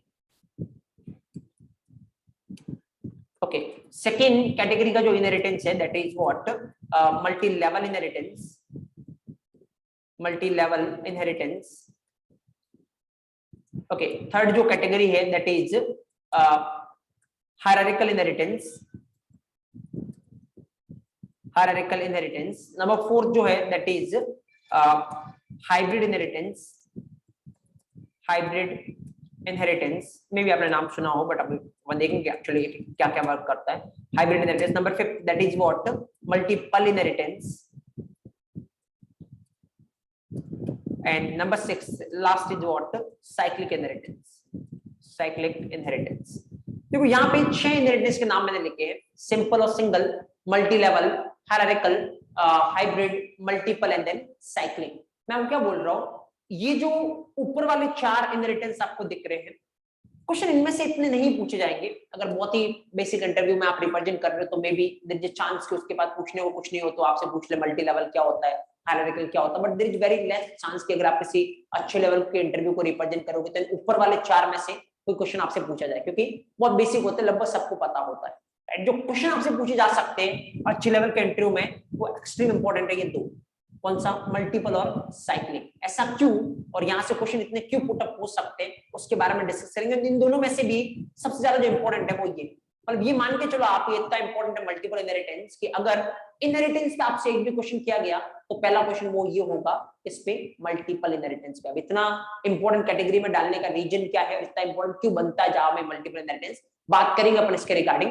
पहले अपन इनकी बात करते हैं, सिंपल सिंगल क्या होता है, मल्टी लेवल क्या होता है, हायरार्किकल क्या होता है, हाइब्रिड क्या होता है। उसके बाद अपन जंप करेंगे किसकी तरफ, मल्टीपल और साइक्लिक की तरफ, जहां पे मैं आपको बताऊंगा कि ये इतना इंपॉर्टेंट क्यों है। देखो ऊपर वाले 4 बहुत ही सिंपल है। अगर अपन बात करें पहले इनहेरिटेंस की, दैट इज व्हाट, सिंपल या सिंगल इनहेरिटेंस। देखो आपको कैसे सोचने की रिक्वायरमेंट है। अगर अपन पहले वाले की बात करें दैट इज सिंपल या सिंगल इनहेरिटेंस, देखो स्ट्रक्चर ऐसे होगा। यहाँ पे मान लो एक आपकी क्लास है, राइट, ये सपोज करो मैं इसको बोलता हूँ पेरेंट, एक आपकी क्लास है, सपोज करो मैं इसको क्या बोलता हूँ, चाइल्ड, और यहाँ पे मैं डायग्राम में जिसकी तरफ एरो लगा रहा हूँ ना वो पेरेंट है, तो ये मान लो पेरेंट है, राइट, ओके। तो किसको बोलेंगे, ये सिंगल इनहेरिटेंस है। मतलब सिंगल इनहेरिटेंस मतलब सिंपल है क्या, एक पेरेंट क्लास एक चाइल्ड क्लास, अगर ऐसा कुछ है तो उसको अपन क्या बोलेंगे, सिंपल या सिंगल इनहेरिटेंस। अब मैं यहाँ पे एक चीज आपको और बताता हूँ, कुछ कुछ लोग पेरेंट को बेस क्लास भी बोलते हैं, राइट, या फिर सुपर क्लास भी बोलते हैं। बात वही है, बेस बोलो, सुपर बोलो, पेरेंट बोलो, बात सेम ही है। कुछ कुछ लोग चाइल्ड को डेराइव्ड क्लास भी बोल सकते हैं और सब क्लास भी बोलते हैं। तो डेराइव बोलो, सब बोलो या चाइल्ड बोलो, बात एक ही है, राइट। तो मतलब ऐसे बोल लो, the concept of one parent class and one child class is known as what, simple या सिंगल इनहेरिटेंस, राइट। वो बताने की रिक्वायरमेंट बिल्कुल है नहीं कि सपोज लेट्स से कि यहाँ पे इसके पास, पेरेंट के पास मान लो 5 प्रॉपर्टीज है और चाइल्ड के पास मान लो 3 प्रॉपर्टीज है। अल्टीमेटली देखोगे तो पेरेंट के पास कितनी रहने वाली है, 5, चाइल्ड के पास कितनी रहने वाली है, 8 प्रॉपर्टीज, क्योंकि 5 पेरेंट की 3 खुद की, राइट। तो ऑब्वियसली किसी ने अगर पेरेंट क्लास का ऑब्जेक्ट बनाया, कितनी प्रॉपर्टी मिलेगी इसको, 5। किसी ने चाइल्ड का बनाया तो कितनी प्रॉपर्टी इसको मिलने वाली है, 8। इवन अभी अपन ने जैसे एग्जांपल जो देखा था वो किस तरीके का एग्जांपल था, सिंपल इनहेरिटेंस का ही था, जहां पे अपने पास एक पेरेंट क्लास थी और दूसरी क्या थी, चाइल्ड क्लास। तो अगर एक पेरेंट एक चाइल्ड इस तरीके का रिलेशन हो तो उसको क्या बोलते हैं, सिंपल या सिंगल इनहेरिटेंस, राइट। तो ये फर्स्ट स्टेज है, तो कुछ ज्यादा कंसीडर करने की रिक्वायरमेंट है नहीं। नेक्स्ट अगर अपन देखें किसको, मल्टी लेवल को, यहाँ पे देखते हैं अपन, just observe multi level inheritance. तो मल्टी लेवल इनहेरिटेंस क्या होता है, सुनना बहुत आराम से। यहाँ पे मैं हायरार्की बनाता हूं and then you can realise this. Let's suppose class का नाम क्या है, ए, लेट्स सपोज क्लास का नाम क्या है, बी, लेट्स सपोज क्लास का नाम क्या है, सी, एंड लेट्स सपोज क्लास का नाम क्या है, डी। ओके, मैं यहाँ पे ये इसका पेरेंट, ये इसका पेरेंट और ये इसका पेरेंट, ओके। ऑब्जेक्ट हियर, यहाँ पे अगर पहले इस तरीके से देखें कि मान लो सपोज मैं बोलता आपको ए क्लास के पास 3 प्रॉपर्टीज है, बी क्लास के पास 2 प्रॉपर्टीज है, सी क्लास के पास 4 प्रॉपर्टीज है और डी क्लास के पास 1 प्रॉपर्टी है। अगर अपन इसको देखेंगे इनहेरिटेंस के बाद का सिनेरियो क्या है, तो इसके पास तो कितनी रहने वाली है, 3 ही रहने वाली है, क्योंकि इसके ऊपर तो कुछ है नहीं, राइट। इसके पास कितनी रहने वाली है, 2 तो खुद की और 3 इसके पेरेंट की आएगी, तो टोटल कितनी होगी, 5। इसके पास, हाँ देखो, 4 तो खुद की और इसके पेरेंट से कितनी आएगी, 5 आएगी, क्योंकि इसके पेरेंट के पास 2 नहीं है, कितनी है, 5 है, क्योंकि इसकी सारी चीजें किसमें अवेलेबल है, इसमें। तो 5 तो यहां से आ गई, 4 यहां से, मतलब कितनी प्रॉपर्टी हो गई, 9। यहां पे देखोगे एक तो खुद की और 9 इसके पेरेंट की, टोटल कितनी हो गई, 10 प्रॉपर्टीज।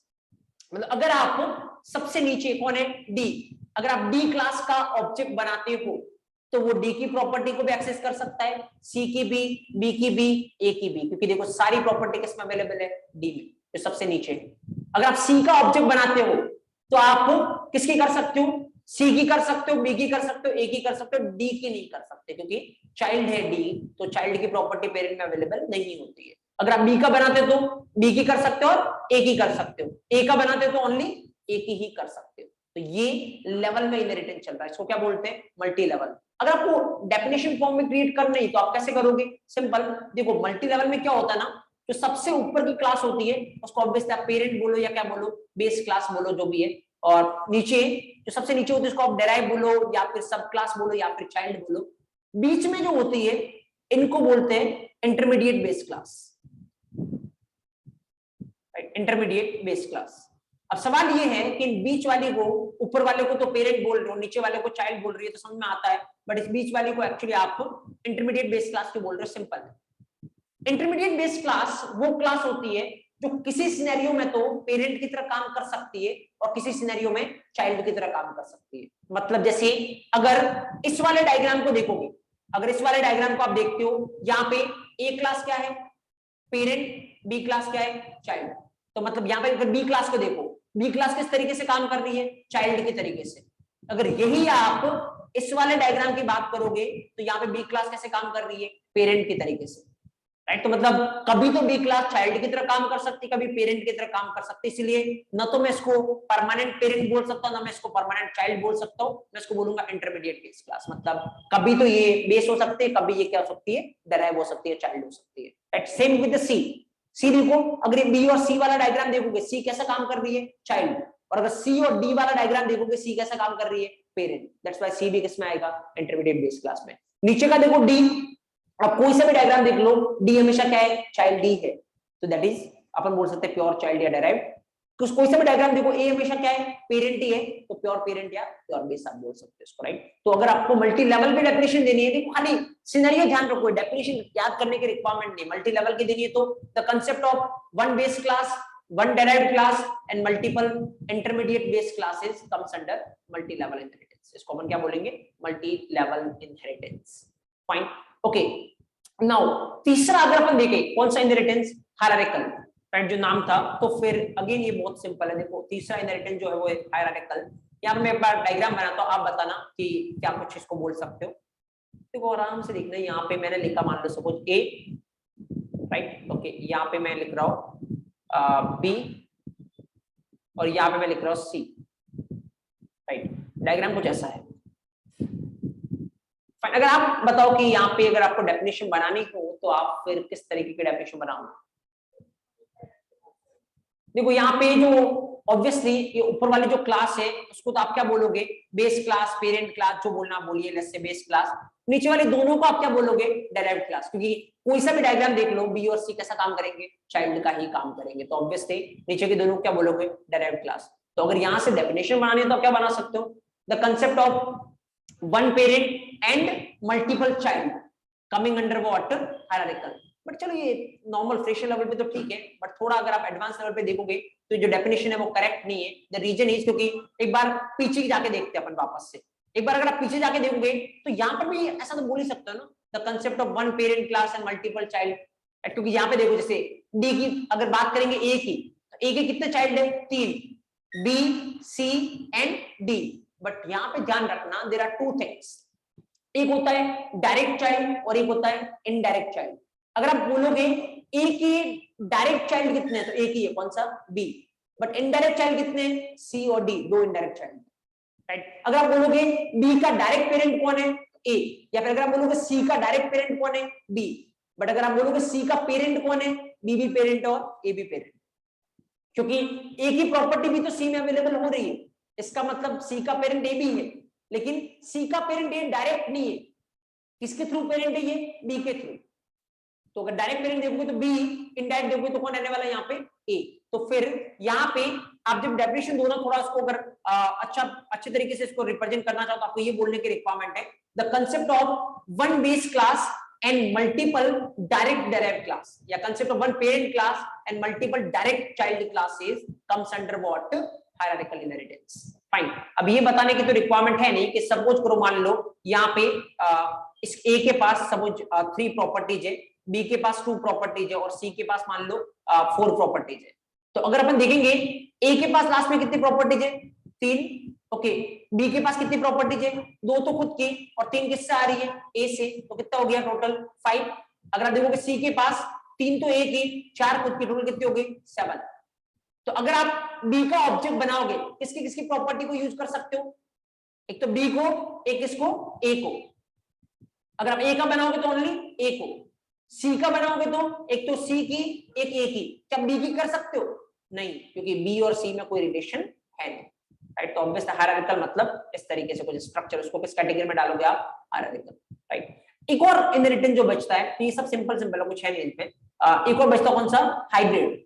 देखो हाइब्रिड क्या होता है, ऑब्जर्व हियर, हाइब्रिड का मतलब ये कोई नया इनहेरिटेंस नहीं है। जैसे अभी तक तीनों नए थे कि अगर एक पेरेंट एक चाइल्ड हो तो अपन उसको क्या बोलते हैं? सिंपल।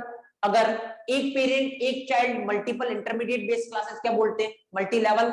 और अगर एक पेरेंट मल्टीपल डायरेक्ट चाइल्ड क्या बोलते हैं अपन उसको? हायरार्किकल। तो तीनों में अलग अलग अपन ने डेफिनेशन देखी है। हाइब्रिड एक्चुअल में कोई अलग इनहेरिटेंस नहीं है। अभी तक जो अपन ने 3 पढ़े ना, तीनों का जो कंबाइन हो कुछ अगर हो तो उसको अपन क्या बोलेंगे? हाइब्रिड। कुछ भी कॉम्बिनेशन, जैसे मान लो मैं यहाँ पे लिख रहा हूँ, देखो A, सपोज करो मैं लिख रहा हूँ B, यहाँ पे C, राइट, यहाँ पे मान लो सपोज करो लिख रहा हूँ मैं D, लेट्स से ये कुछ नॉर्मल सा डायग्राम बनाता है अपन यहाँ पे, ये इसका पेरेंट है, ये इसका पेरेंट है, ये इसका पेरेंट है, राइट। ओके, तो अगर ये डायग्राम देखो, अगर मैं बोलूँ कि अभी तक अपन ने कितने इनहेरिटेंस पढ़े? 3। तीनों में से कुछ एक नाम दे सकते हो क्या इस पूरे डायग्राम को? नहीं दे सकते, क्योंकि एक नाम आप सिंपल देने जाओगे तो गलत है, क्योंकि ये तो खाली सिंपल तो यही हो गया, फिर ये इन दोनों को कहां भेजोगे? मल्टी लेवल देने जाओगे तो मल्टी लेवल में तो या तो यही आएगा, फिर आप इस सी को कहां भेजोगे, राइट। अगर आप हायरार्किकल देने जाओगे तो हायरार्किकल में तो ये इतना ही आएगा, फिर आप डी को कहां पे भेजोगे? तो एक में सिंगल नाम नहीं दे सकता इसको। तो अगर जो अभी तक अपन ने 3 पढ़े हैं, अगर किसी डायग्राम में अपन उसको सिंगल नाम नहीं दे सकते तो वो क्या हो गया? हाइब्रिड। इसका मतलब वो कॉम्बिनेशंस में आ गया। जैसे अगर यहाँ पे देखोगे इस वाले में, तो अगर मैं कॉम्बिनेशन ढूंढने की ट्राई करें अपन, तो पहला कॉम्बिनेशन अगर मैं इस वाले डायग्राम को कंसीडर करता हूं, इतना सा, ये कौन सा हो गया? सिंपल या सिंगल इनहेरिटेंस बोल सकते हो आप इसको, एक पेरेंट और एक चाइल्ड। अगर यहीं पे इसी चीज में अगर मैं इस वाले पूरे डायग्राम को कंसीडर करता हूं, इस वाले को, ये क्या हो गया? एक parent multiple direct child classes, क्या हो गया? ये हायरार्किकल। फाइन। अगर मैं इसी डायग्राम में अगर अपन इसको ले A, B एंड D, ये क्या हो गया? एक पेरेंट एक चाइल्ड इंटरमीडिएट बेस, क्या हो गया? ये मल्टी लेवल। तो फिर यहाँ पे कुछ भी कॉम्बिनेशन हो, मतलब अगर एक से ज्यादा कॉम्बिनेशन हो तो उसको अपन क्या बोलेंगे? हाइब्रिड। तो हाइब्रिड मतलब जो अभी तक अपन ने 3 पढ़े उनका कॉम्बिनेशन, उनको क्या बोलते हैं? हाइब्रिड। अभी तक जितने भी इनहेरिटेंस अपन ने देखे हैं, चारों के चारों इनहेरिटेंस जावा सपोर्ट करता है, भले वो सिंगल हो, मल्टी लेवल हो, इवन हायरार्किकल हो या फिर हाइब्रिड हो। देखो आपको कोई फर्क नहीं पड़ना चाहिए कि कौन सा इनहेरिटेंस हो रहा है, आप तो खाली एक ही बात ध्यान रखो, बाय डिफॉल्ट पेरेंट की प्रॉपर्टी किस में एप्लीकेबल होती है? चाइल्ड में। तो भले ये हो भी गया तो इससे क्या फर्क पड़ेगा कि कौन सा इनहेरिटेंस है, क्योंकि अल्टीमेटली जो आपको देखना वो तो ये है। जैसे अपन अगर यहाँ पे देखें तो लेट्स सपोज मैं अगर आपको ये बोलूं तो आप इसका आंसर तो आपके पास है ही। ए के पास मान लो कितनी प्रॉपर्टीज है? 2। बी के पास कितनी प्रॉपर्टीज है? Let's suppose 1। सी के पास कितनी प्रॉपर्टीज है? Let's suppose 3। और डी के पास कितनी प्रॉपर्टीज है? Let's suppose 2। तो अगर लास्ट में देखोगे ए के पास कितनी रहने वाली है? 2। बी के पास सी के पास कितनी रहने वाली है? 3 तो खुद की और 2 किसकी? ए की। टोटल कितनी होगी इसके पास? 5। बी के पास कितनी रहने वाली है? 1 तो खुद की और 2 इसके पेरेंट ए की। कितनी रहने वाली है? 3। ओके, ऑब्वियसली यहाँ पर डी के पास कितनी रहने वाली है? देखो 2 तो खुद की और 3 इसके पेरेंट की। कितनी रहने वाली है? 5। तो आराम से आप प्रेडिक्ट कर सकते हो। बात तो वही है, सब में कोई सा भी इनहेरिटेंस हो उससे आपके फ्लो पे कोई इम्पैक्ट पड़ेगा नहीं। जो फ्लो आप देख रहे हो वो सेम ही रहने वाला। वो क्या है? बाय डिफॉल्ट पेरेंट की प्रॉपर्टी किसमें अवेलेबल होती है? चाइल्ड में। अलग अलग नाम दे रहे हो बट चलने का तरीका वही है, भले वो मल्टी लेवल हो, भले सिंपल हो, भले हायरार्किकल हो या भले हाइब्रिड हो, राइट। तो ये 4 इनहेरिटेंस है। इतने क्वेश्चन इसलिए नहीं पूछे जाएंगे क्योंकि बहुत बेसिक है, कुछ ज्यादा कुछ हो ही नहीं रहा इसमें। तो इसीलिए अगर बहुत नॉर्मल लेवल के इंटरव्यू को रिप्रेजेंट कर रहे हो तब इनमें से इन चारों में से आपसे क्वेश्चन पुट अप होंगे। अदरवाइज फिर वो 2 वाले, उसमें क्या आपको ध्यान में रखने की रिक्वायरमेंट है वो अपन डिस्कस करेंगे। पहले आप लिखिए हेडिंग डाले टाइप्स ऑफ इनहेरिटेंस, और एक बार ये लिखिए there can be types of inheritance के अंदर लिखे there can be total 6 types of inheritance. There can be total 6 types of inheritance. There can be total 6 types of inheritance. There can be total 6 types of inheritance. एक बार नाम लिख लो. Simple और single inheritance, multi-level inheritance, hierarchical, hybrid, multiple and cyclic. और जहाँ पे नाम लिख रहे हो ये 6, मल्टीपल को आप एक्सट्रीम इंपॉर्टेंट कैटेगरी में डाल दो.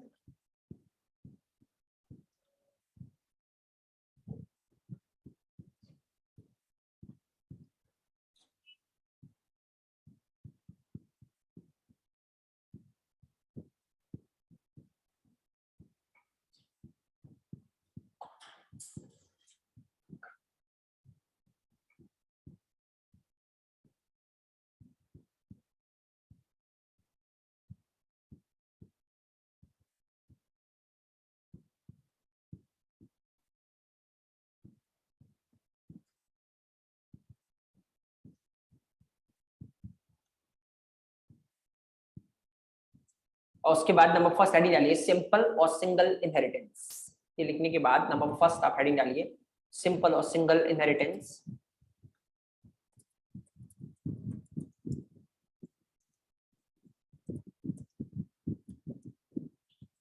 सिंपल और सिंगल इनहेरिटेंस लिखिए इसके अंदर. The concept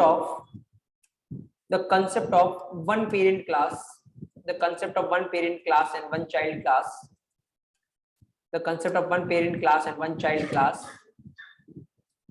comes under the concept of one parent class and one child class comes under simple or single inheritance, comes under simple or single inheritance.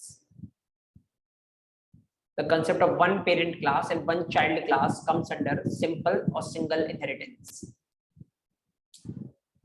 simple or single inheritance.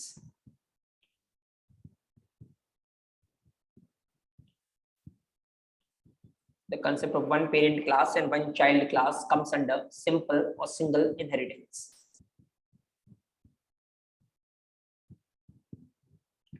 Okay, आप चाहो तो diagram note कर लो so that it will be easy for you to understand. याद रखने की requirement नहीं पड़ेगी. This is the case. ये आपका सिंपल है, सिंगल है. इवन इसमें लिख लेना कि पेरेंट बोलो, बेस बोलो, सुपर बोलो या चाइल्ड बोलो, डैड बोलो, सब बोलो, it's equal.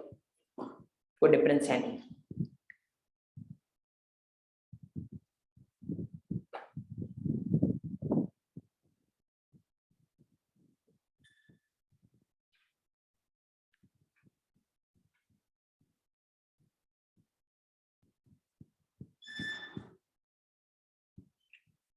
Okay, next then second लिखो आप.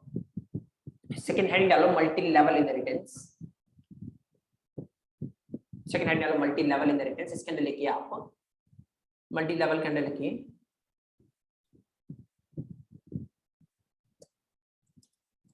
Multi level inheritance.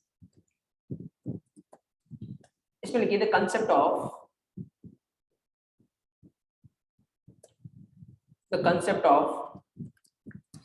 one parent class, the concept of one parent class, comma one child class, and multiple intermediate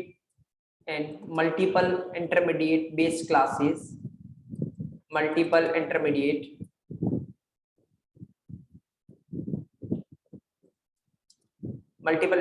base classes comes under multi-level inheritance. Comes under multi-level inheritance. The concept of one parent class or one child class and multiple intermediate base classes comes under multi-level inheritance. Next line में लिखना intermediate base class is a class. Intermediate base class is a class that can act as both. Intermediate base class is a class that can act as both parent and child class. Intermediate base class is a class that can act as both parent and child class. Intermediate base class is a class that can act as both parent and child class. Fine. Okay. इसमें again आप diagram note कर लेना so that it will be easy for you to understand.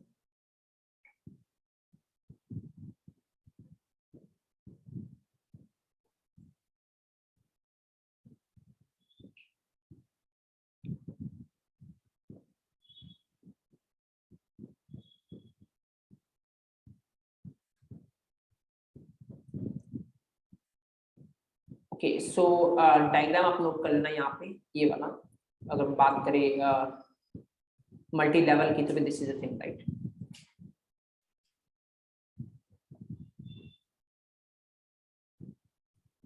one parent class, one child class and multiple intermediate base classes.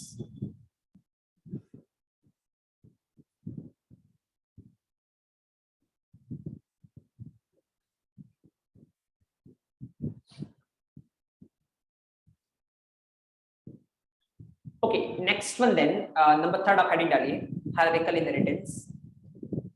Hierarchical inheritance.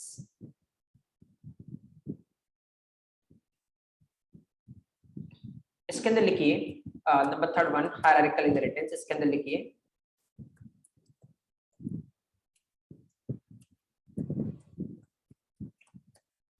the concept of one parent class.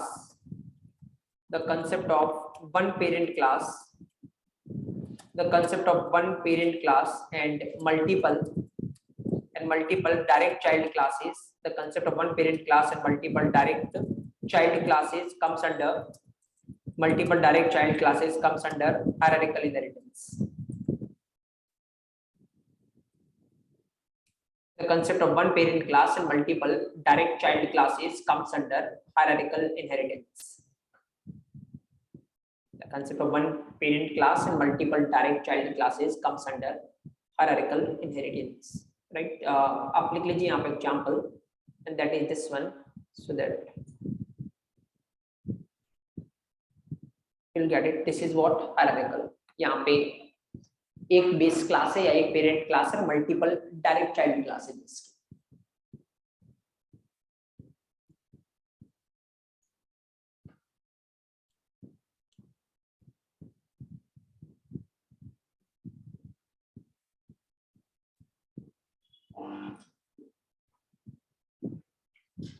Okay. Next one, then आप लिखिए hybrid inheritance.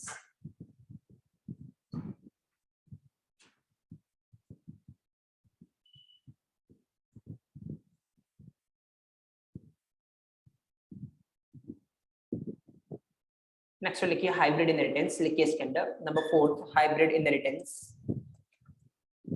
Hybrid inheritance. Mention करिए इसमें any combination of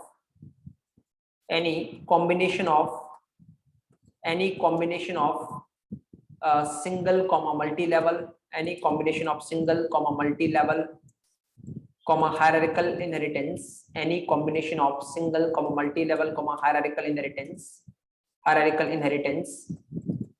comes under any combination of single comma multi-level comma hierarchical inheritance comes under hybrid inheritance. Comes under hybrid inheritance. कोई सा भी combination बनाओ आप single multi level और hierarchical का, तो वो किस कैटेगरी में जाएगा? आपके हाइब्रिड के कैटेगरी में जाएगा.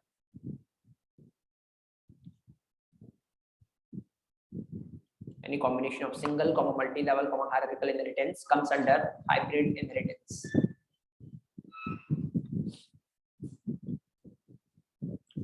Fine. Example आप नोट कर लो so that it will be easy for you to understand. This one. So this is what hybrid.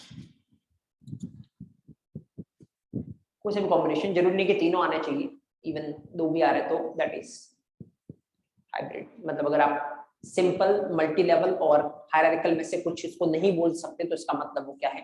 Hybrid है.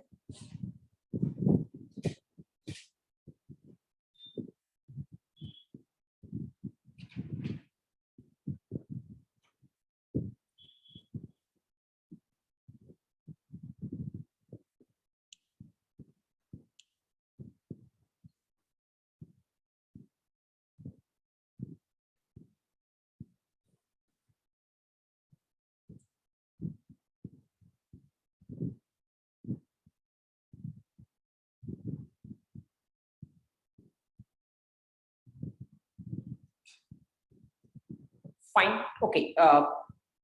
सो ये 4 तरीके के इनहेरिटेंस है। नाउ सबसे इंपॉर्टेंट पार्ट स्टार्ट करते हैं यहाँ का, and that is what multiple inheritance, right. Okay, लेकिन मुझे लगता है अभी अपने पास इतना टाइम है तो फिर रोकते अपन सेशन को यहाँ पे। कल अपन सेशन कंटिन्यू करेंगे और स्टार्ट करेंगे स्ट्रेट अवे से multiple inheritance, that is one of the important part. So that's all guys from this session, thank you so much. मिलते हैं अपन नेक्स्ट सेशन में। Okay, thank you guys, have a good day.